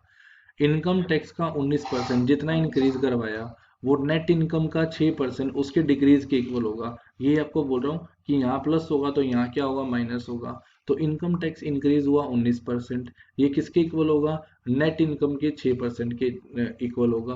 तो इनकम और नेट इफेक्ट की मैं रेशियो बना लाया इस क्वेश्चन के अंदर, ये 6/19 बन गई। ये है इनकम टैक्स, ये है इनकम टैक्स, और ये है नेट इनकम, कितनी बनी, 6/19 बनी। अच्छा मेरे को बताओ टोटल इनकम कौन सी होती है, इनकम टैक्स प्लस क्या होता है, मेरे को बताओ, नेट इनकम, यही होती है टोटल इनकम, है ना। तो अगर आप बोलोगे इनकम टैक्स तो आप बोलोगे 6 पार्ट, टोटल नेट इनकम बोलोगे 19 पार्ट, टोटल कितने पार्ट बने, 25 पार्ट। ये हमारी टोटल इनकम बन गई, ये हमारी क्या बन गई, टोटल इनकम बन गई। कितने पार्ट बनी, 25 पार्ट बनी। अब आप देखो टोटल 25 पार्ट की इनकम है, उसमें से इनकम टैक्स कितना पे कर दिया आपने, 6 पार्ट पे कर दिया। तो आप लोग बोलोगे सर हमने 6 पार्ट तो इनकम टैक्स पे कर दिया, डिवाइड बाय इनकम कितनी है, 25 पार्ट है सर, इंटू में 100 कर दो। यहाँ से इनकम टैक्स की रेट आ जाएगी 6 × 4, 24% टैक्स लगा हुआ है। रेट ऑफ इनकम टैक्स कितना आया, 24%। मेरे को देख के बताइए किसी को कोई डाउट है तो।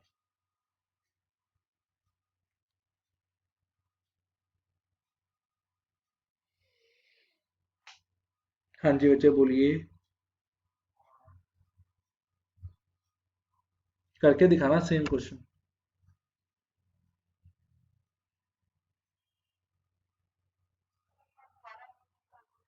दोबारा देख लो।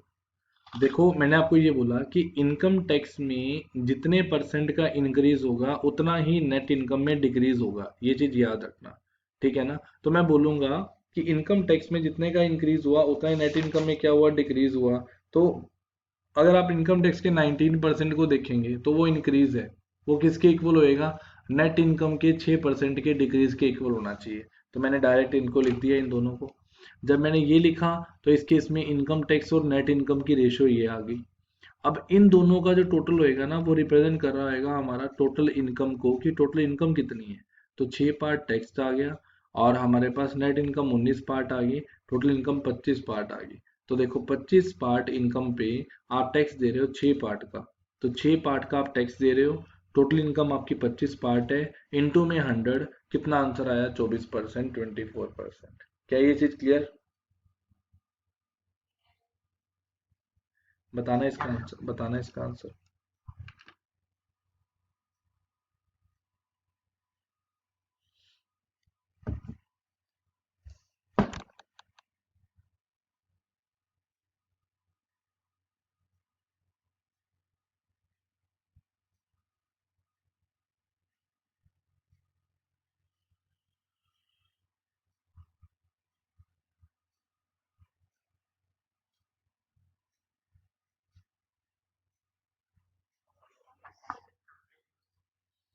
15% चेक करते हैं।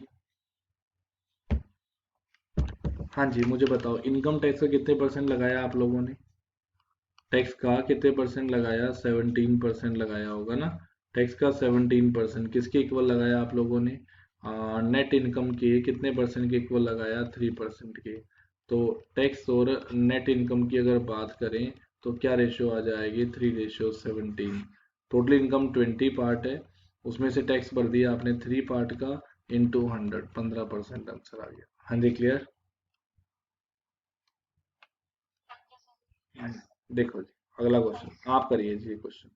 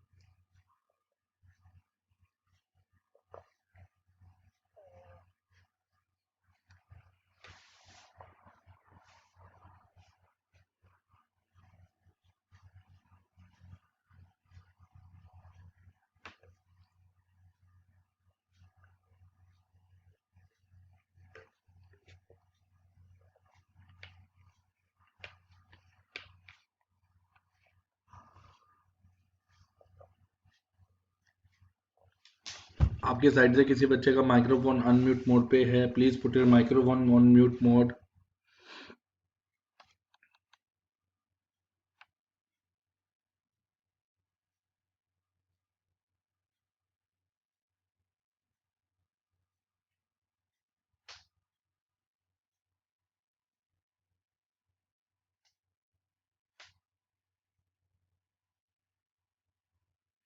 चलो, क्वेश्चन में क्या है, if a student score 25% marks then he is failed by 210 marks. कहता अगर एक बच्चा, टोटल मार्क्स मैंने एक्स मान लिए, अगर एक बच्चा एक्स का 25% ले जाता है तो वो फेल हो जाता है कितने नंबर से, 210 मार्क्स से फेल हो जाता है। मतलब अगर वो 210 मार्क्स और ले लेगा तो वो क्या मान लेगा, पास हो जाएगा, पासिंग मार्क्स मिल जाएंगे। But if he score 55% marks then he will pass with 240 marks। कहता अगर वो हमारे पास 55% मार्क्स ले लेता है तो वो पास तो हो ही जाएगा, कितने नंबर एक्स्ट्रा ले जाएगा, 240 नंबर एक्स्ट्रा, क्योंकि उसने बोला कि पास तो हो ही गया, विद, पास विद, मतलब इसका मतलब ये है कि पास होने के साथ साथ कितने नंबर ले गया, 240 नंबर ले गया। तो अगर मैं 240 माइनस कर दूं तो भी फिर वो अकेला क्या होएगा, पास होएगा। क्या ये बात समझ आ रही है? मेरी बात समझो ध्यान से। 25% नंबर लिए तो वो फेल हो गया 210 नंबर से। अगर आपसे पूछा जाए कि वो 55% मार्क्स ले गया तो वो पास हो गया, पास तो हो ही गया, एक्स्ट्रा नंबर कितने ले गया, 240 ले गया। तो अगर मैं वो 240 मार्क्स जो उसके माइनस कर दूं तो भी वो अकेला क्या होएगा, पास ही होएगा। तो आप देखिए ध्यान से बच्चे, मुझे इतना पता लग गया कि ये भी पासिंग मार्क्स है, ये भी पासिंग मार्क्स है, तो दोनों को कंपैरिजन में डाल रहा हूँ। एक्स के 25% प्लस 20 की वैल्यू एक्स के 55% माइनस 240 की इक्वल होने वाली है। तो अगर सोल्व करें तो एक्स के 30% की वैल्यू, एक्स के 30% की वैल्यू 450 होने वाली है, ये ऐड हो जाएगा। तो एक्स की वैल्यू क्या होने वाली है, 450 बटा 30 गुना 100, ये कट गया, ये 15 आ गया। तो मतलब एक्स की वैल्यू कितनी आ गई, 1500। क्या ये बात समझ आ गई भाई? अब देखो जी, टोटल मार्क्स हमारे कितने बन गए, यहाँ तक के टोटल मैक्सिमम मार्क्स जो बन गए हमारे वो कितने बन गए, 1500। अब एक बात देखो, आपसे अगर पासिंग परसेंटेज पूछी है, आपसे अगर पासिंग परसेंटेज पूछी है तो आप लोग क्या करेंगे, आप लोग एक सिंपल सा स्टेप बोलेंगे। आप लोग बोलेंगे जी पासिंग परसेंटेज, पासिंग परसेंटेज निकालनी है तो आप या तो 1500 का 25% निकाल लो। अगर आप 1500 का 25% निकालते हो तो वो कितना आ जाएगा, वो निकाल के लाओ पहले तो। भाई 1500 का अगर मैंने 25% निकाला मतलब चौथा हिस्सा निकालना पड़ेगा। इसका चौथा हिस्सा कितना आएगा, 375 आएगा, 375 आएगा। अभी आप अगर 375 नंबर ले जाओगे ना, मैंने ये निकाल लिया, ये कितना आया, 375 आया। अगर मैं 375 नंबर ले जाऊं तो मुझे पता है कि 210 नंबर और लेने पड़ेंगे, तब मैं पास होऊंगा। इसका मतलब पास होने के लिए मेरे को 585 मार्क्स लेने पड़ेंगे। 3 और 2 5, 7 और 1 8, 5 + 0 5, तो मतलब नंबर लेने पड़ेंगे 585। कितने में से लेने पड़ेंगे, 1500 में से। इंटू 100 कर दो, सोल्व हो जाएगा। हाँ जी, क्लियर है कि नहीं है ये बता दो मेरे को। बस मैंने पासिंग परसेंटेज निकाल दी, आंसर आ गया है। यहाँ से कोई डाउट है तो पूछ लो मेरे से। चलो, अगर आपको ये बात समझ आ गई ना, अगर आपको ये बात समझ आ गई, 585/15 इंटू 100, काटूं या काट लोगे अपने आप? काट लो यार, चलो मैं कटवा ही देता हूँ। 15 × 3 = 45, 15 × 4 = 60, 15 × 3 = 45, ये गया चला। तो 5 और 8 = 13, 135, तो मतलब 39 आया। ये डबल जीरो कट गया, तो पास होने के लिए कितने परसेंट नंबर लेने पड़ेंगे, 39%। अच्छा एक बात देखो, एक बात देख लो ध्यान से, मेरे साथ बोलना सारे के सारे, मेरे को सबने बतानी है ये बात। मुझे बताओ पहली बार जब उसने 25% नंबर लिए तो वो कितने आपके पास नंबर से फेल हुआ, मेरे को ये बता दो पहले तो। मतलब 210 और ले लेता तो पास हो जाता। जब उसने 55% मार्क्स लिए तो वो एक्स्ट्रा नंबर ले गया पास होने से, कितने नंबर एक्स्ट्रा ले गया बताओ मेरे को, 240। आप बोलेंगे कि जब वो नंबर बच्चा फेल हुआ तो 25% नंबर उसने लिए और वो 210 नंबर से क्या हो गया, फेल हो गया। और जब उस बच्चे ने 55% मार्क्स लिए तो वो पास तो हो ही गया, एक्स्ट्रा कितने ले गया, 240।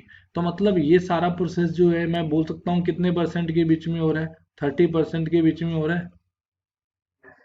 उस 30% में क्या हो रहा है, जितने नंबर से वो फेल हो रहा था वो भी लेके जा रहा है, प्लस में जो उसको एक्स्ट्रा नंबर चाहिए वो भी लेके जा रहा है। मैं बोल रहा हूँ कि उस 30% में क्या हो रहा है, जितने नंबर उसको चाहिए थे पास होने के लिए वो भी लेके जा रहा है, प्लस में हमारे पास वो जो पर्सन है वो हमारे पास 240 एक्स्ट्रा लेके जा रहा है। तो मतलब इस 30% के अंदर 240 प्लस 210 कितने नंबर लेके जा रहा है जी, 30% के अंदर 450 नंबर लेके जा रहा है।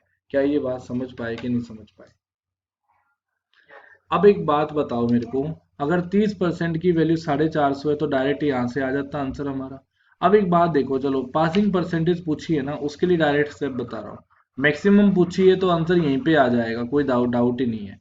अगर आपसे पासिंग परसेंटेज पूछ ली ना, तो आप एक बात बोल सकते हो कि सर एक नंबर की वैल्यू अगर मैं निकालूं तो वो क्या होगी, 30% बटा 450, ये होने वाली है।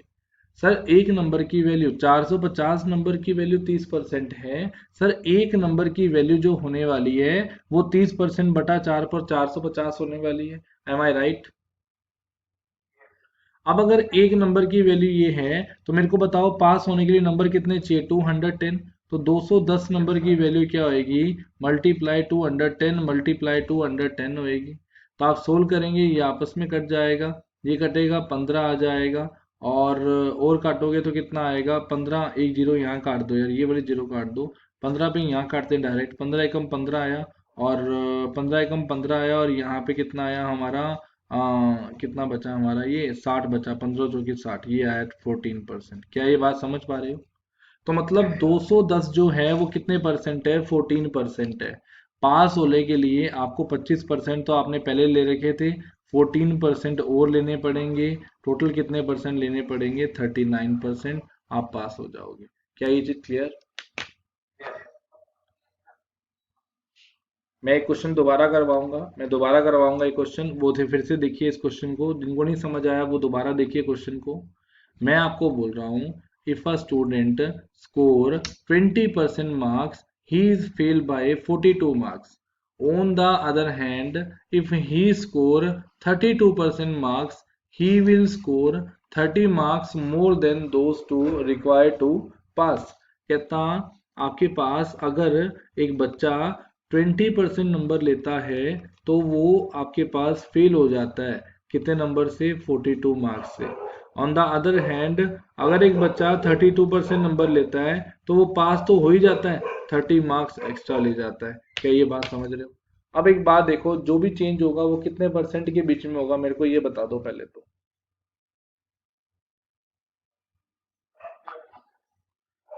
12% के बीच में जो भी चेंज होगा वो होगा 12% के बीच में। जो भी चेंज होना है वो 12% के बीच में होना है। 12% में जो फेल हुआ वो होएगा, प्लस में 30 नंबर एक्स्ट्रा लिए वो होगा। तो टोटल कितना होएगा, 72 होएगा। तो एक नंबर की वैल्यू क्या आएगी, 12% अपॉन 72, ये निकाल दिया। मेरे को बताओ कितने नंबर से फेल हो रहा था, ये बता दो बस, 12 नंबर से, 42 से ना।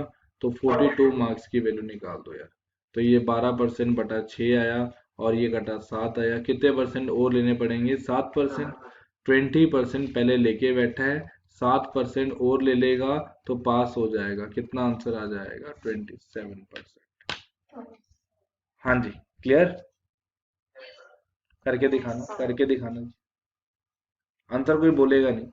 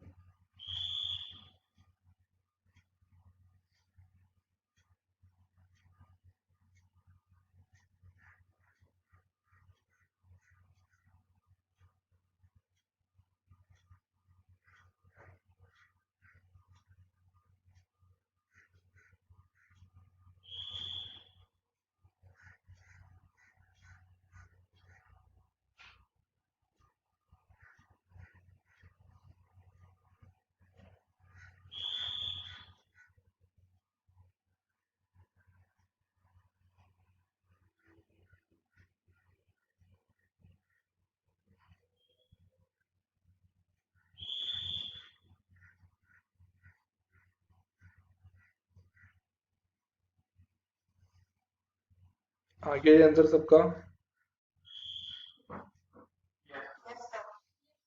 क्या आंसर आया जी बताओ। 30% नंबर लिए तो कितने नंबर से फेल हो गया वो मुझे बताइए। 30% नंबर लिए तो वो 20 मार्क्स से फेल हो गया। 45% नंबर लिए तो कितने नंबर एक्स्ट्रा ले गया, 70 मार्क्स एक्स्ट्रा ले गया। तो मतलब 15% की वैल्यू कितनी आ गई, 90, है ना।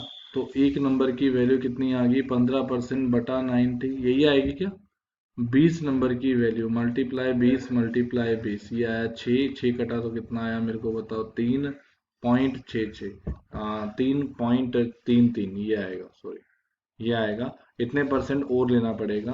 तो 33% पहले लिए हुए हैं, 3.33% और ले आओ, कितना आंसर आएगा, 33.33%, ये लेना पड़ेगा। क्या ये आया सबका आंसर।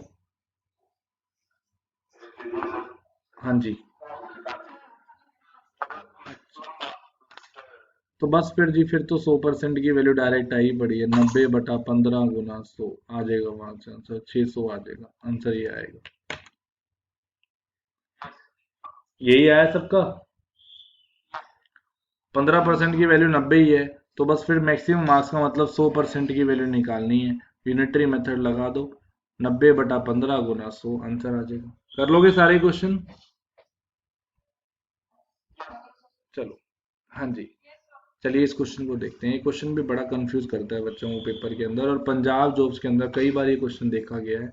खास करके इस बार के पीसीएस के एग्जाम की तो बात नहीं करूंगा, चलो इस बार तो नहीं देखा गया, बट पहले पीसीएस के जो एग्जाम है उनके अंदर ये क्वेश्चन देखा गया है। हेड्स और लेग्स वाला क्वेश्चन पहले आ चुका है एक दो बार। ध्यान से देखना। In a zoo there are some rabbits and pigeons. आपको बोला गया एक जू के अंदर कुछ रेबिट्स है और कुछ क्या है, पिजन्स हैं। अगर हेड काउंट करूं तो उनके जो हेड है वो 280 हैं। And if the legs are counted there are 820 legs. How many pigeons are there, आपको बताना है कि पिजन्स कितने होंगे, आपको ये बताना है। In a zoo there are some rabbits and pigeons, कुछ रेबिट है और कुछ क्या है, पिजन है।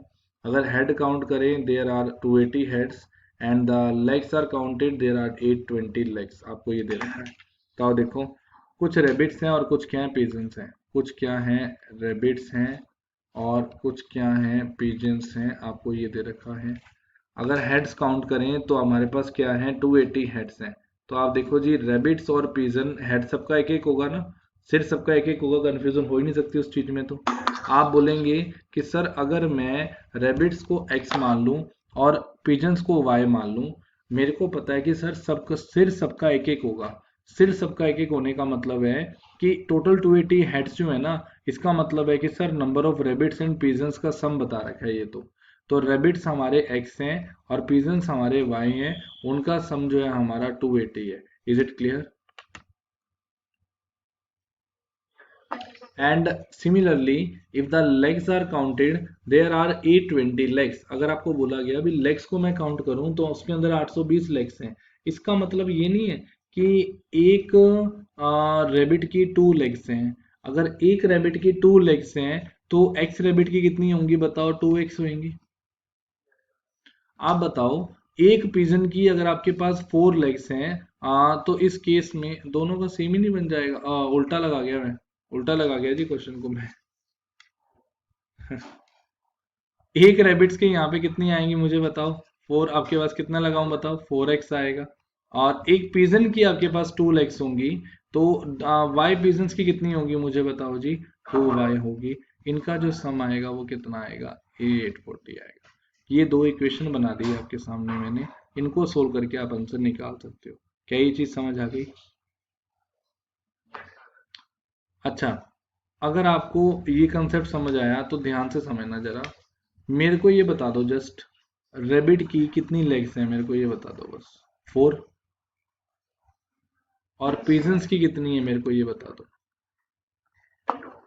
अगर मैं रेबिट्स की भी 2 ही मान लूं और 2 एक्स्ट्रा छोड़ दूं बार, 2 बार एक्स्ट्रा छोड़ दूं, और मैं मान लूं, लेट सपोज कि रेबिट की भी अगर 2 लाते होती, 2 लेग्स होती, और पिजन्स की भी 2 लेग होती, तो मुझे पता है कि total number of rabbits and pigeon है कितने, 280 हैं। Total number of rebate and pigeon कितने हैं, 280 हैं। मेरे को ये पता है कि मैंने रेबिट की भी 2 लेग्स से एज्यूम करी हैं मैंने पिजन्स की भी 2 लेग्स एज्यूम करी हैं, तो जितने भी रैबिट और पिजन है मैंने सबकी 2 लेग्स एज्यूम करी हैं। तो उस केस में 2 इंटू 280 लेग्स होनी कितनी चाहिए थी फिर? 560। बोलो भाई। और होनी चाहिए थी लेग्स 560, और हो कितनी गई हमारे पास? 820। लेग्स होनी चाहिए थी हमारे पास 560, और हो कितनी गई? 820। तो आप बोलेंगे 820 लेग्स हो गई, होनी चाहिए थी 560, एक्स्ट्रा कितनी बची हमारे पास? 260। ये जो 260 लेग्स एक्स्ट्रा हैं, मैं क्या बोल रहा हूँ, मैंने सबको दो दो एज्यूम कर लिया। अगर सबके पास दो दो होती तो 280 गुना 2 560 होती। होनी चाहिए थी 560, है 820, कितनी एक्स्ट्रा है? 260। मेरे को बताओ ये एक्स्ट्रा क्यों है?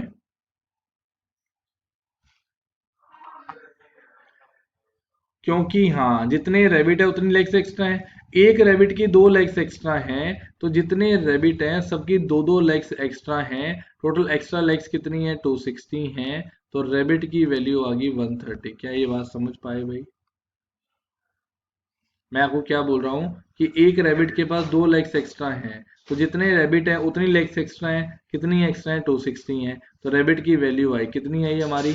130 आ गई। और अगर रैबिट 130 आ गए तो पिजन अपने आप निकल जाएंगे। पिजन कितने होंगे? टोटल 280 थे, उसमें से रैबिट हमारे पास 130 हैं, तो पिजन कितने होने वाले हैं? 150 होने वाले हैं। क्या ये बात समझ आ गई अब सबको?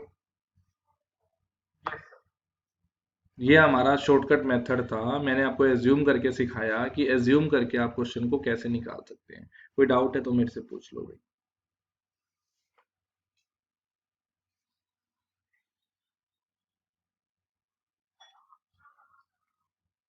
कोई डाउट नहीं है किसी को भी? हाँ, मैंने सबको दो दो मान लिया, मतलब रेबिट को भी मैंने दो एज्यूम कर लिया और पिजन को भी मैंने दो एज्यूम कर लिया। हालांकि होती 4 लेग्स है रेबिट की, मैंने एज्यूम क्या कर ली कि इसकी दो ही लेग्स होती हैं। अगर सबके पास दो दो होता तो 280 इंटू टू कितनी लेग्स होती? 560 लेग्स होती। पर लेग्स है कितनी? 820 है। तो एक्स्ट्रा कितनी है? 260 लेग्स एक्स्ट्रा है। तो वो जो 260 एक्स्ट्रा है ना, वो दो दो रेबिट की ऑब्वियस सी बात है, हमने जो छोड़ी है वो तो हमें कंक्लूड करना पड़ेगा। तो वो जो दो दो लेग्स एक्स्ट्रा है रैबिट की, वो दो दो लेग्स के हिसाब से रैबिट इंटू टू बराबर 260 लगाया, नंबर ऑफ रैबिट्स आ गए। Now it is clear. Now it is clear. चलिए एक छोटी सी एग्जांपल पे आता हूँ, छोटी सी एग्जांपल पे आता हूँ। अच्छा, ये क्वेश्चन देखिए जरा। परसेंटेज चैप्टर बहुत लंबा है, इसे ना करवाने पे आ जाए तो ये चैप्टर खत्म नहीं हो सकता, पूरा पूरा वीक लगे रहो चाहे इस चैप्टर के ऊपर। ये अच्छा चैप्टर है मतलब। The population of a town is 6000। आप में से किसी बच्चे ने अभी टेक्स्ट मैसेज में पूछा हुआ था कि रिकॉर्डिंग लेक्चर्स के बारे में, टाइम स्पीड डिस्टेंस के। कौन था वो बच्चा? नाम याद नहीं आ रहा मुझे। हाँ जी। हाँ जी बच्चे। लेक्चर्स जो है ना, वो आपके पास टाइम स्पीड डिस्टेंस के लेक्चर्स रिकॉर्डेड नहीं है, वो ना आपके पास हाँ अभी रिपोर्ट रिकॉर्डेड नहीं है, इस चीज़ के लेक्चर नहीं है रिकॉर्डेड। रेशन प्रोपोर्शन के लेक्चर्स रिकॉर्डेड है, एज वेल एज परसेंटेज वगैरह मिल जाएगा, बट वो अभी पॉसिबल नहीं है।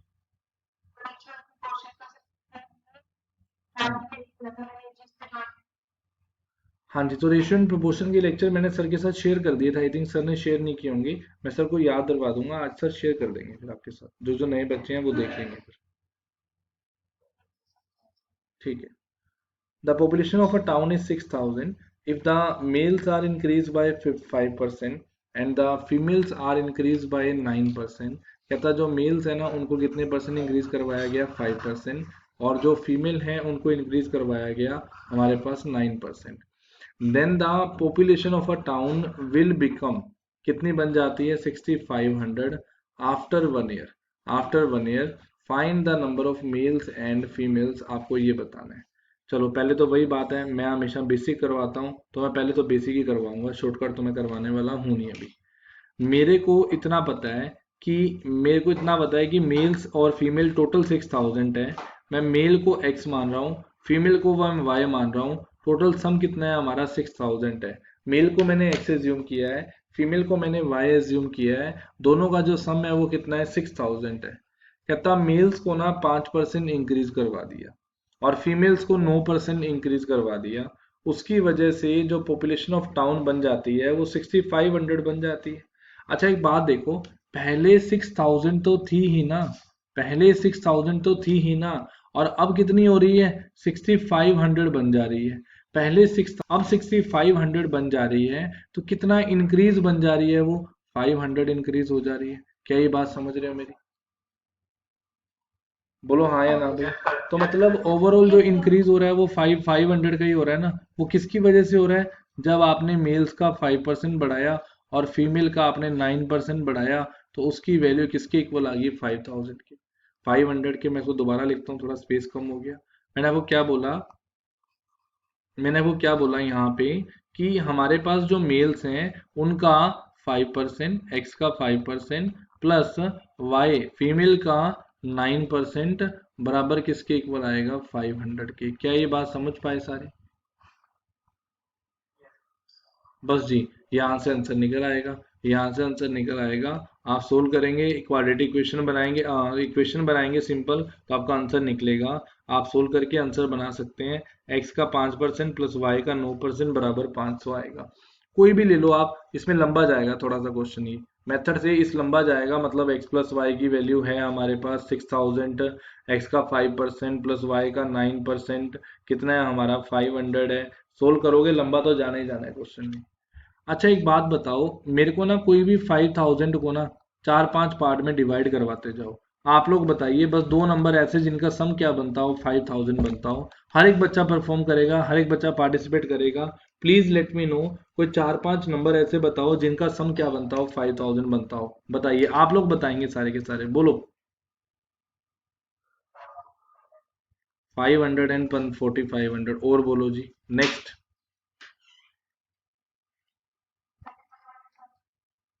2500, 2500, चलो ठीक है, और भाई?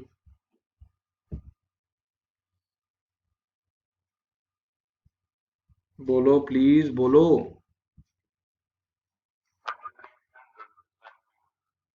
3300 एंड आपके पास 1700, आगे?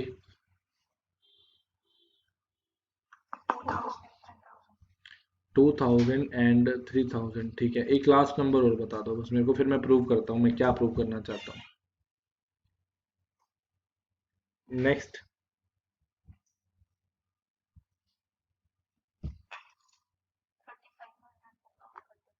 चलो ठीक है जी, ठीक है, बस जी बस। अब देखो जी, मैंने ना हर एक को 5-5 10-10% क्या करवाया, इंक्रीज करवाया। मैंने हर एक को 10% इंक्रीज करवाया, मतलब इसको भी मैंने 10% बढ़ाना है और इसको भी मैंने 10% बढ़ाना है।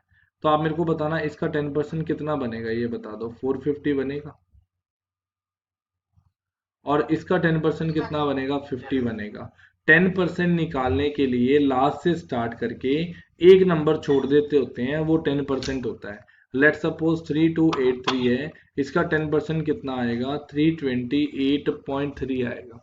लेट सपोज 4764 है, इसका 10% निकालना है, तो वो कितना आएगा, 476.4 आएगा। मेरी बात समझ रहे हो? आपका जो 10% होगा वो क्या होगा हमारा, आपके पास लास्ट से एक नंबर छोड़ के पॉइंट लगा दो। अच्छा इसका 10% बताओ मेरे को, प्लस का 10% कितना आएगा, बोलते जाओ प्लीज। 250। इसका भी 10% कितना आएगा मेरे को ये बता दो। 250। अच्छा सिमिलरली इसका 10% बताओ मेरे को, प्लस का 10% कितना आएगा बताओ।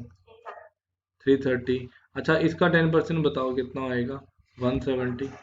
यहाँ पे 10% बताओ कितना आएगा मेरे को बता दो, 200 आएगा। अच्छा यहाँ 10% कितना आएगा बता दो, 300। यहाँ 10% कितना आएगा, प्लस का 10% कितना आएगा बताओ, 350। और यहाँ जो 10% आया वो कितना आया, 150। आप मेरे को एक बात बताओ, इनका सम कितना बनेगा, 450 प्लस 50, 500। 250 प्लस 250, 500, है ना। आपके पास 330 प्लस 770 कितना आया, 500 आया। और 200 प्लस 300 कितना आया, 500 आया। प्लस 350 प्लस 150 कितना आया, 500 आया। क्या ये बात समझ रहे हो? आप देखो, ये जो इन दोनों का सम आ रहा है ना, वो ओवरऑल का भी कितने परसेंट है, वो 10% है। चेक कर लो जरा। मैं आपको क्या समझाना चाहता था, मैं आपको एक प्रॉपर्टी बना के दिखा रहा था कि देखो बच्चे भी, आपके पास वैल्यू जो मर्जी हो, अगर आपने पहले का 10% निकाला, दूसरे का 10% निकाला, तो ओवरऑल का भी कितने परसेंट निकलेगा? 10% निकलेगा। अगर पहले का 20% होता, दूसरे का 20% होता, तो ओवरऑल का भी कितने परसेंट होता? 20% होता। मतलब ये है कि जो ऑपरेशन आपको पहले पे लगाया, अगर आपने वही ऑपरेशन दूसरे पे लगाया, तो ओवरऑल पे भी वही ऑपरेशन लगेगा। क्या ये थ्योरम सबको समझ आई? एक बार मेरे को ये बता दो। अब अगर आपको ये समझ आ गया तो क्वेश्चन पे आते हैं। अब आ जाओ जरा क्वेश्चन पे। मेरे को बताना जी, पहले जो मेल और फीमेल थे उनका सम कितना था? बोलो यार। 6000। मेल कितने इंक्रीज करवाए थे? 5%। और फीमेल कितने करवाए थे? 9%। मैंने फीमेल करवाए 9%। क्या मैं फीमेल 9% को ऐसे बोल सकता हूँ? हाँ, 5% प्लस 4%। बोलो हाँ या ना भाई, है ना? 5% प्लस 4% बोल सकता हूँ ना मैं इसको। मेरे को इतना पता है कि 4% छोड़ दो, एक बारी 4% मैटर ही नहीं करता। 4% हमारे पास मैटर नहीं करता। मैं डायरेक्ट आ रहा हूँ, मैं 4% को लिखता ही नहीं एक बारी। चलो मेरे को ये बताओ, अगर मेल का भी 5% होता, फीमेल का भी 5% इंक्रीज होता, तो ओवरऑल का भी कितने परसेंट होता? बता दो मेरे को। 5% होता। ओवरऑल का 5%, 6000 का 5% कितना आएगा? मेरे को बता दो। 10% होएगा 600, 5% होएगा 300। क्या ये बात समझ पाए? अब मुझे बताओ, टोटल ओवरऑल इंक्रीज हुआ 500 का, बट हमारे हिसाब से तो इंक्रीज कितने का हो रहा है? 300 का। हमारा कम क्यों हो रहा है? मेरे को ये बता दो बस। 4% फीमेल एक्स्ट्रा थे, तो मतलब फीमेल की 4% की वैल्यू कितनी आएगी? 200 आएगी। देखो, अगर यहाँ 5% होता, यहाँ 5% होता, तो ओवरऑल भी 5% होता, तो मतलब 6000 का 5% 300 होता। बट आ कितना रहा है? 500 आ रहा है। कितना एक्स्ट्रा आ रहा है? 200। वो जो एक्स्ट्रा 200 आ रहा है, वो किस वजह से आ रहा है? क्योंकि वो 4% एक्स्ट्रा थे फीमेल। तो फीमेल का 4% 200 है, तो फीमेल की वैल्यू आ गई भाई 200/4 × 100। ये कट गया, 5 आया, 50 आया। फीमेल कितने आ गए हमारे? 5000। क्लियर है कि नहीं है हमारे? और अगर फीमेल क्लियर है तो मेल निकाल दो यार। मेल कितने आ जाएंगे? टोटल फीमेल और मेल कितने थे? 6000। उसमें से फीमेल कितने हैं? 5000। तो मेल कितने होंगे? 1000। क्लियर?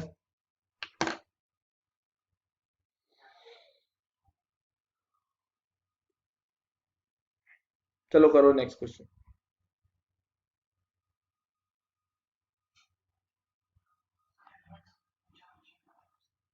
हाँ जी, करें आगे जी। बताओ जी, इसका आंसर बताओ। ध्यान से करना, सेम क्वेश्चन है।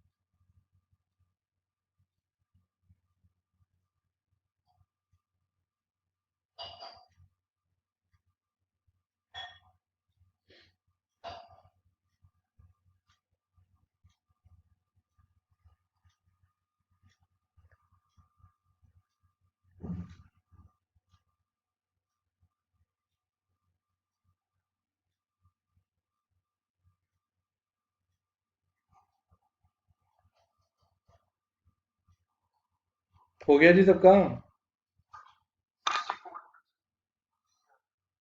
हाँ जी, चेक करते हैं।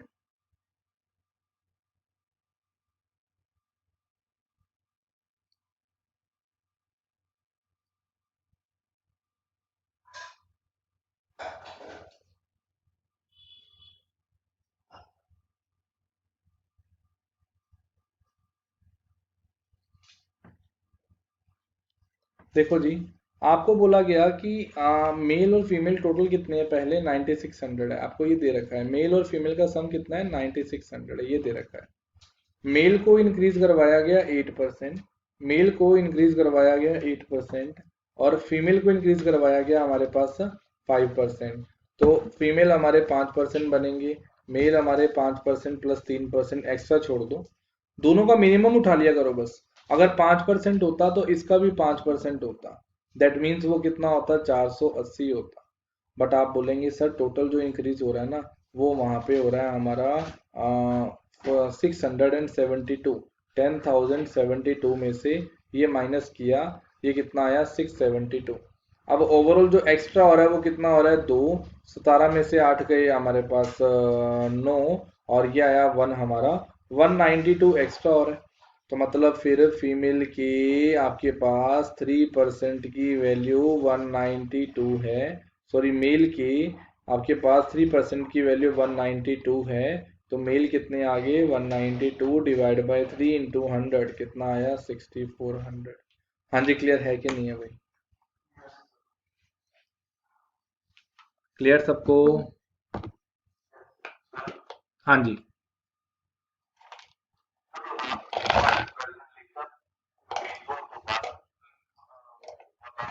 You are not audible to me, then please repeat again. हाँ जी, बोलो जी।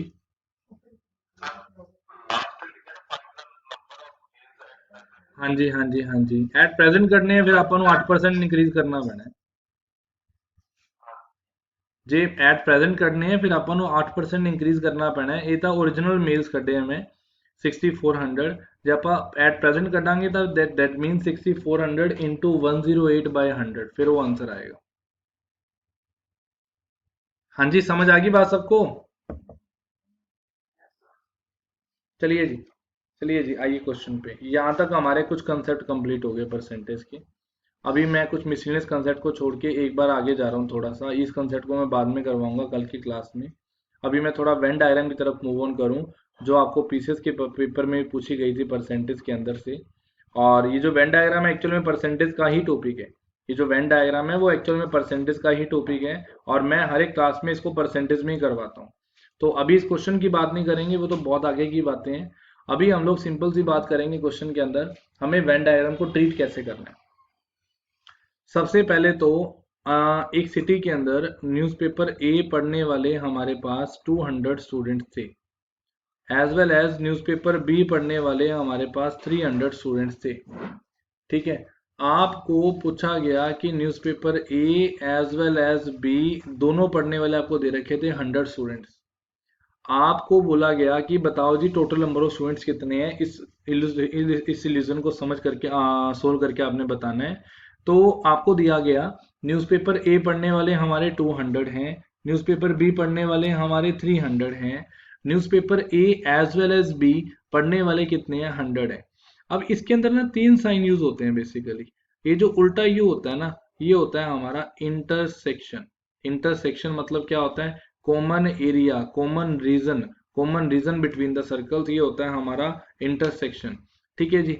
जो सीधा यू होता है हमारा, ये होता है हमारा यूनियन, ये होता है हमारा यूनियन। ठीक है, और वैसे ही जो बड़ा यू होता है हमारा, ये क्या होता है हमारा यूनिवर्सल। मैं क्या बोल रहा हूँ, उल्टा यू जो होगा वो इंटरसेक्शन होगा। दैट मीन्स ये हमेशा रिप्रेजेंट करेगा किसी कॉमन रीजन को, किसी कॉमन एरिया को रिप्रेजेंट करेगा। और जो ये सीधा यू होगा, छोटा यू होगा, ये रिप्रेजेंट करेगा यूनियन को, कंबाइंड एरिया को रिप्रेजेंट करेगा। और वैसे ही जो बड़ा यू होगा, ये यूनिवर्सल को रिप्रेजेंट करेगा। अब आप देखो जी कैसे सेट बनाते हैं। लेट सपोज एक न्यूज़पेपर ए लगा दिया ऐसे, न्यूज़पेपर बी लगा दिया ऐसे। मैं आपको पहले बता रहा हूँ पीपीएससी का फेवरेट क्वेश्चन डलता होता है इसके अंदर से, पीपीएससी इसके बेस पे क्वेश्चन पूछता है। कोऑपरेटिव सोसाइटी इंस्पेक्टर के पेपर के अंदर ये सेम क्वेश्चन आपके पास वेन डायग्राम के बेस के ऊपर क्वेश्चन पूछा गया था। ठीक है, ऑडिट इंस्पेक्टर का पेपर हुआ पंजाब के अंदर, उसके बेस पे भी ये क्वेश्चन एक आधा आया था, वहां पे वेन डायग्राम का क्वेश्चन निकल आता है। पंजाब के अंदर वेन डायग्राम बेस्ड क्वेश्चन निकल आता है, ध्यान से सुनना। आ, आपको बोला गया कि इस केस के अंदर newspaper A as well as B जो पढ़ने वाले बच्चे हैं वो कितने हैं, 100 है। तो आप सबसे पहले ना इसको रिपीटेड डिवीजन को इसको आप लोग भरेंगे। आप लोग बोलेंगे जी इसकी वैल्यू कितनी बनेगी हमारे पास। आप लोग दोबारा बना रहा हूँ मैं डायग्राम, ये थोड़ी बड़ी। ये हमारे पास कॉमन रीजन जो रिपीटेड रीजन था इसको भर रहा हूँ मैं। ये 100 मैंने यहाँ लगा दिया। सबसे पहले न्यूज़पेपर ए ये, न्यूज़पेपर बी ये, न्यूज़पेपर ए पढ़ने वाले, न्यूज़पेपर बी पढ़ने वाले, दोनों का 100 काउंट हो गया। अब मुझे ये बताओ टोटल जो ए था वो 200 था। अगर टोटल ए 200 था तो मुझे जरा सोच के बताना, यहाँ पे न्यूज़पेपर ए कितना लिखूं, यहाँ पे 100 लिख दूं? क्योंकि देखो 100 जो है उसमें काउंट हो रखा है ना, टोटल 200 था, 100 ऑलरेडी काउंट हो रखा है। तो अगर 100 काउंट हो रखा है तो 100 एक्स्ट्रा जो बचा है बाहर वो लगा दो। क्या ये बात समझ आई कि नहीं आई? ठीक है। अब आप देखो, मुझे पता है कि पूरा न्यूज़पेपर बी पढ़ने वाले जो बच्चे हैं वो कितने हैं हमारे, 300 है।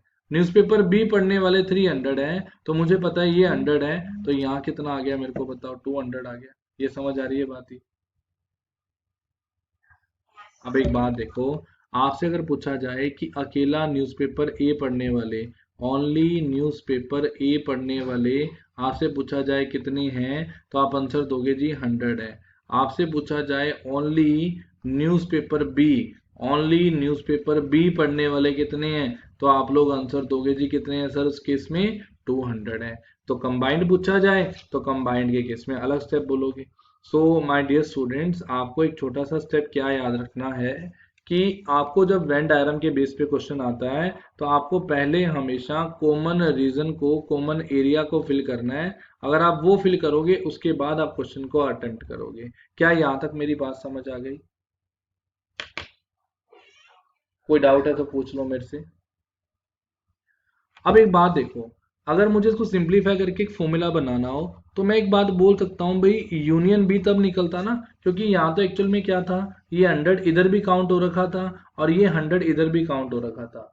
That means 100 is the repeated value here. 100 इधर भी काउंट हो रहा था और 100 इधर भी काउंट हो रहा था। तो अगर आपको न्यूज़पेपर, आपके पास डायरेक्ट अगर एक फॉर्मूला बनाना हो तो आप बोल सकते हो कि सर ए पूरा ले लो, सर पहले बी पूरा ले लो। अब ये जो 100 है ना सर, वो यहाँ भी काउंट हो गया, सर 100 जो है ना वो यहाँ भी काउंट हो गया।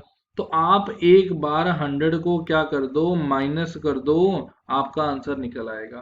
तो आप बोलेंगे सर न्यूज़पेपर ए पूरा पूरा 200, न्यूज़पेपर बी कितना भाई 300, माइनस में एक बार रिपीटेड वैल्यू, ये जो 100 है यहाँ भी काउंट हो गया, 100 यहाँ भी काउंट हो गया, तो एक बार 100 को माइनस कर दो, कितना आया मुझे बताओ, हमारे पास 400। आप चेक कर लो, इनका सबका सम भी 400 बनेगा, 100 का, 100 का और 200 का, ये सेट को रिप्रेजेंट कर रहा है। तो टोटल सेट का सम कितना बन रहा है मुझे बता दो यहाँ पे, 400। क्या है, समझ आई बात या नहीं आई? इंटरसेक्शन, यूनियन, ये चीजें समझ आ रही हैं? अब देखो जी, अगर अगर मान लो, अगर मान लो क्वेश्चन में होता है ऐसा कुछ, होता क्वेश्चन में, अभी तो मैं उसकी बात नहीं करूंगा, कंसेप्ट की बात तो बहुत बात की बात है। पहले आप ये चीजें समझो, तब आपको कंसेप्ट समझ आएंगे। अब आप देखो जरा, मैं आपको बोलूं कि एक सिटी के अंदर न्यूज़पेपर ए पढ़ने वाले 70 स्टूडेंट्स हैं, न्यूज़पेपर बी पढ़ने वाले हमारे पास 60 स्टूडेंट्स हैं, न्यूज़पेपर सी पढ़ने वाले हमारे पास 80 स्टूडेंट्स हैं, newspaper A as well as B पढ़ने वाले हमारे पास 20 स्टूडेंट्स हैं, newspaper B as well as C पढ़ने वाले हमारे पास 30 स्टूडेंट्स हैं, newspaper C as well as A पढ़ने वाले हमारे पास आपके पास 20 स्टूडेंट्स हैं। लेट सपोज ये है, और या फिर आप लगा लो 25 स्टूडेंट्स हैं, कोई दिक्कत नहीं है। आपको बोल रखा है कि newspaper A as well as B as well as C पढ़ने वाले हमारे कितने स्टूडेंट्स हैं, 10 स्टूडेंट्स हैं। अब देखो जी, आपको क्वेश्चन कंप्लीट करना था, ये क्वेश्चन दे दिया आपको, ये क्वेश्चन दे दिया। मैं डायग्राम बनाता हूँ, देखो सबसे पहले तो अगर मैं डायग्राम बनाऊं तो क्या मैं एक बात बोल सकता हूँ कि एक सर्कल मेरे को न्यूज़पेपर ए के लिए लगाना पड़ेगा, एक सर्कल मेरे को न्यूज़पेपर बी के लिए लगाना पड़ेगा और एक सर्कल मेरे को न्यूज़पेपर सी के लिए लगाना पड़ेगा। एम आई राइट? अब आप देखो जी कैसे करोगे। आप सबसे बड़ा जो कॉमन रीजन है ना, आप उसको फिल करोगे पहले। आप यहाँ से शुरू करोगे क्वेश्चन को। आप बोलोगे सर ये A ratio A intersection B intersection C कितना है हमारा, 10 है, तो मैं यहाँ पे 10 फिल कर रहा हूँ, ये 10 मैंने यहाँ फिल कर दिया। सर अब ये ओवरऑल जो है ना, ए और बी मिला के 20 है, सर ए और बी मिला के 20 है, 10 यहाँ काउंट हो गया तो मैं 10 यहाँ लिखूंगा। क्या ये बात समझ आ गई? सर पूरा बी और सी मिला के जो है ना वो 30 है। उसमें से 10 अगर यहाँ है तो मैं सर यहाँ पे 20 लिखूंगा, मैं ये 20 यहाँ लिखूंगा। सिमिलरली अगर मैं देखूँ न्यूज़पेपर ए और सी, तो ओवरऑल हमारा कितना है, हमारा ओवरऑल कितना है, हमारा 25 है। उसमें से सी यहाँ पे कितना है, ए बी सी 10 है, तो यहाँ कितना होएगा, 15 होएगा। ये चीज समझ आ गई भाई? चलो बस जी बस, फिर 10 + 15 + 20, ये आया 25, कितना आया हमारा, 35 आया। तो ये आया हमारा 35 आया। टोटल हमारा ए 70 था, तो यहाँ 35 आ गया। पूरा हमारा बी कितना आया, 10 + 10 + 20 40 आया। पूरा बी हमारा 60 है, तो यहाँ 20 आ गया। पूरा सी देखें तो 20 + 10 30 + 10 40 + 5 45 आया। तो इस केस में यहाँ पे कितना आया, 35 आया। Is it clear now? अब अगर मुझे बताओ, आपसे पूछा हो एक ऐसा रीजन जिसमें ए और बी तो आता हो बट सी ना आता हो, तो क्या आंसर आएगा?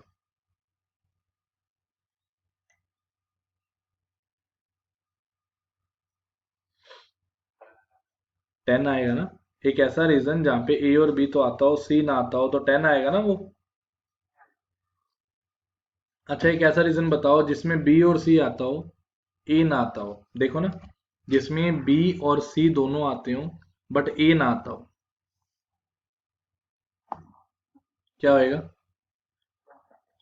बोलो 20, बिल्कुल। एक ऐसा रीजन जो अकेला ए का हो, 35। अब जो पीसीएस के अंदर क्वेश्चन आया था वो ऐसा ही तो क्वेश्चन था। उसने बोला था कि परसेंटेज बताओ, रेशो पूछी थी आपसे। रेशो किसकी पूछी थी? अकेले ए, अकेले बी, अकेले सी की। किससे? टोटल स्ट्रेंथ से। ऐसा ही क्वेश्चन था ना वो।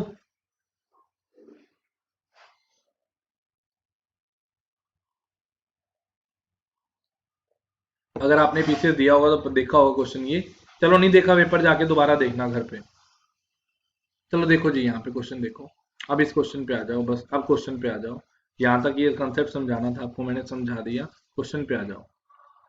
In a class of 60 children, 30% children can speak only English. 20%, please put your microphone on mute mode. 30% children can speak only English, 20% only Hindi, and rest of the children can speak both the language. बाकी के बचे हुए सारे बच्चे जो हैं सारी language बोल सकते हैं। आप एक बात देखो, 60 बच्चे टोटल हैं। 30% चिल्ड्रन इंग्लिश से आपके पास सीखते हैं, 20% चिल्ड्रन जो है हिंदी बोलते हैं, और दोनों बाकी के बचे हुए सारी लैंग्वेज बोल लेते हैं। तो मेरे को बताओ जी, 30% और 20% ये तो आ गया, बाकी के बचे हुए दोनों बोल लेते हैं। तो how many children can speak both the language, बता सकते हो इसका आंसर क्या आएगा? हाँ जी, क्या आंसर आएगा जी?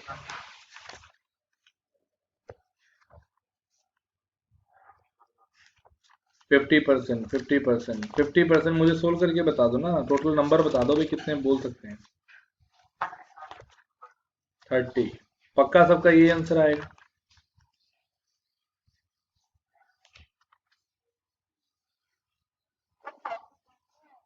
Very good, very good, very good. हाँ जी, रीजन बताइए।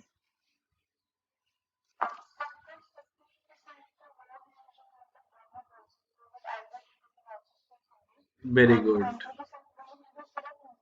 Very good. बस यही गलती यहाँ पे पेपर में ये लोग करके आते हैं। मैक्सिमम बच्चों ने जो आंसर दिया वो गलत था। आप ध्यान से सोचो, मैं आपको क्या बोल रहा, अभी क्या सिखाया आपको मैंने, कि आपने रिपीटेड रीजन भरना होता है पहले। आप एक बात बोलोगे भी सर जो भी है 100% होगा, चलो मान लिया आपकी बात 100% होगा। आपने अभी क्या बोला कि सर इंग्लिश ये है, हिंदी ये है। इंग्लिश 30% है और हिंदी 20% है। कितने परसेंट हो गया? 50% हो गया। अब 50% हो गया, मतलब आपका आंसर था 50% सर बचे हुए हैं जो दोनों बोलते होंगे लैंग्वेज। चलो मान लिया यहाँ 50% आ गया। अब यहाँ पे अगर 50% आ ही चुका है ऑलरेडी, तो मतलब 60 का 50% आ चुका है ना? अगर 60 का 50% आ चुका है, तो मेरे को पता है यहाँ कितना आ चुका है, 32, 30 आ रखा है। बोलो हाँ या ना भाई? 30 आ रखा है ना। अब मुझे बताओ 60 का 30% अगर लिखें तो यहाँ क्या वो 18 नहीं आ जाएगा? बोलो हाँ या ना भाई?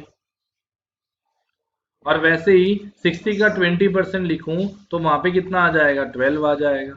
आपसे पूछा कितनी हिंदी बोलते हैं, हिंदी में ये भी तो काउंट होगा, कॉमन रीजन भी। तो 30 + 12, इसका आंसर कितना आना था, 42। आंसर कितना आना था इसका, 42। हिंदी बोलने वाले कितने हैं, 42। हाँ जी, क्लियर है कि नहीं है। अब जैसे यहाँ आ जाओ, अब यहाँ आ जाओ, देखो जरा यहाँ पे क्वेश्चन कहता, एक एग्जामिनेशन हुआ जिसके अंदर 65% बच्चे जो हैं मैथ्स में पास हुए। एन ऑफ मैथ्स में 65% बच्चे पास हुए। वैसे ही एन ऑफ फिजिक्स में कितने परसेंट बच्चे पास हुए, हमारे पास 48% बच्चे पास हुए। दोनों में कितने बच्चे पास हुए, तो आपको बोला गया an of maths intersection physics is equal to 30%। ये हो गया। अब आपको दे रखा है पास पास पास वाले दे रखे हैं। आप देखिए, मुझे इतना पता है कि ये जो रीजन है ये कॉमन रीजन होएगा मैथ्स और फिजिक्स वाला। अगर मैं यूनियन का फॉर्मूला लगाऊं, मैं एक्चुअल में पास वाले निकालूं, तो वो क्या बनेंगे, 65 + 48 -30, तो आएगा 113 माइनस कितना आया, 33, 30 आया। तो इस केस में कितना आया हमारा, ये 3 आया, ये 8 आया। 83% स्ट्रेंथ जो है वो ऐसी स्ट्रेंथ होने वाली है जो दोनों में क्या होने वाली है, पास होने वाली है। हाँ जी, क्लियर है कि नहीं है। टोटल पास होने वाली स्ट्रेंथ आ गई। अच्छा, क्लास की टोटल स्ट्रेंथ कितने परसेंट की इक्वल होती है, मुझे ये बताओ। 100% के। अच्छा, 100% में से 83% हमारी स्ट्रेंथ जो है पास होगी, तो 100% में से 83% पास हो रखी है, तो फेल होने वाली स्ट्रेंथ कितने परसेंट है, बता दो यार। 17%। आंसर आएगा 17%। हाँ जी, क्लियर है कि नहीं है, करके दिखाइए जरा।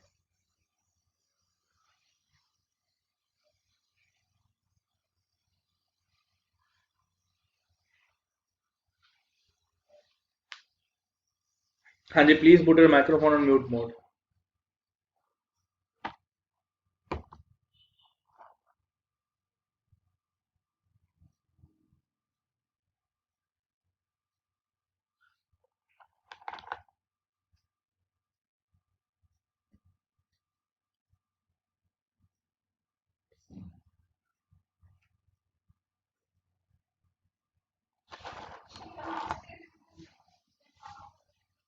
पास पास आएगा यहाँ पे, पास आएगा यहाँ पे।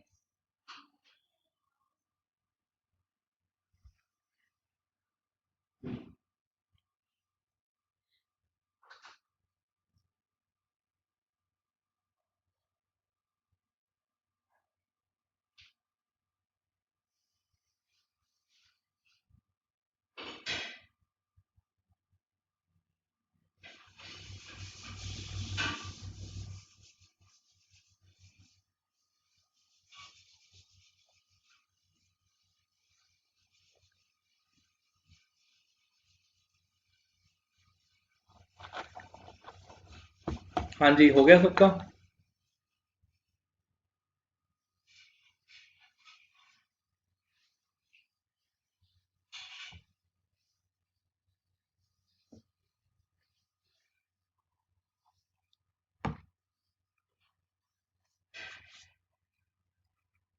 देखो, 35% फेल वाले प्लस 25% फेल वाले, 10% हमारे पास फेल वाले माइनस कर दिए, कंबाइन जो थे। एक्चुअल में कितने हैं ये, 50 माइनस 60 माइनस 10 कितना आया, 50%। तो टोटल स्ट्रेंथ का 50% फेल है, तो 50% ही पास होएगा। स्ट्रेंथ कितने परसेंट होती है, 100% होती है। हाँ जी, कर लोगे सारे क्वेश्चन। अगले 2 क्वेश्चन 3 क्वेश्चन जो है मैं जानबूझ के छुड़वा रहा हूँ। आप लोग अपने घर से क्वेश्चन कंप्लीट करके लाएंगे। ये क्वेश्चन आपने कल घर से कंप्लीट करना है। एक ये क्वेश्चन कंप्लीट करना है, और उसके बाद ये क्वेश्चन भी आप कंप्लीट करेंगे घर से। ये क्वेश्चन भी आप कंप्लीट करेंगे घर से, ट्राई करके आना इन क्वेश्चंस को आपने। ठीक है जी। और ये जो क्वेश्चन है ये भी आप करेंगे। मैं जहां पे स्टॉप लिखूंगा आप वहीं पे रुकेंगे, उससे पहले आपने रुकना ही नहीं है। ठीक है जी। आपको यहाँ तक कल क्वेश्चन करके लाने हैं। सारी पीपीटी के अंदर जो भी क्वेश्चन है आप रिवाइज कर लीजिए, गो थ्रू हो लीजिए सारे कंसेप्ट से, और सारे के सारे क्वेश्चन जो यहाँ तक स्टॉप लिखा है मैंने, यहाँ तक आपने करके लाने हैं। हाँ जी, कर लाओगे सारे ही। हाँ जी।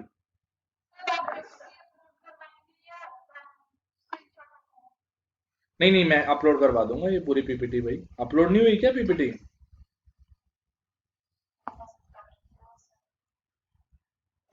ठीक है ठीक है ठीक है, मैं सर से बात करता हूँ अभी। ये असाइनमेंट जो है मैं अभी सर को भेज देता हूँ, ये शेयर हो जाएगी आपको, उसके स्क्रीनशॉट लेने की कोई दिक्कत जरूरत नहीं है, कोई दिक्कत नहीं है। ठीक है जी, ओके स्टूडेंट्स, थैंक यू।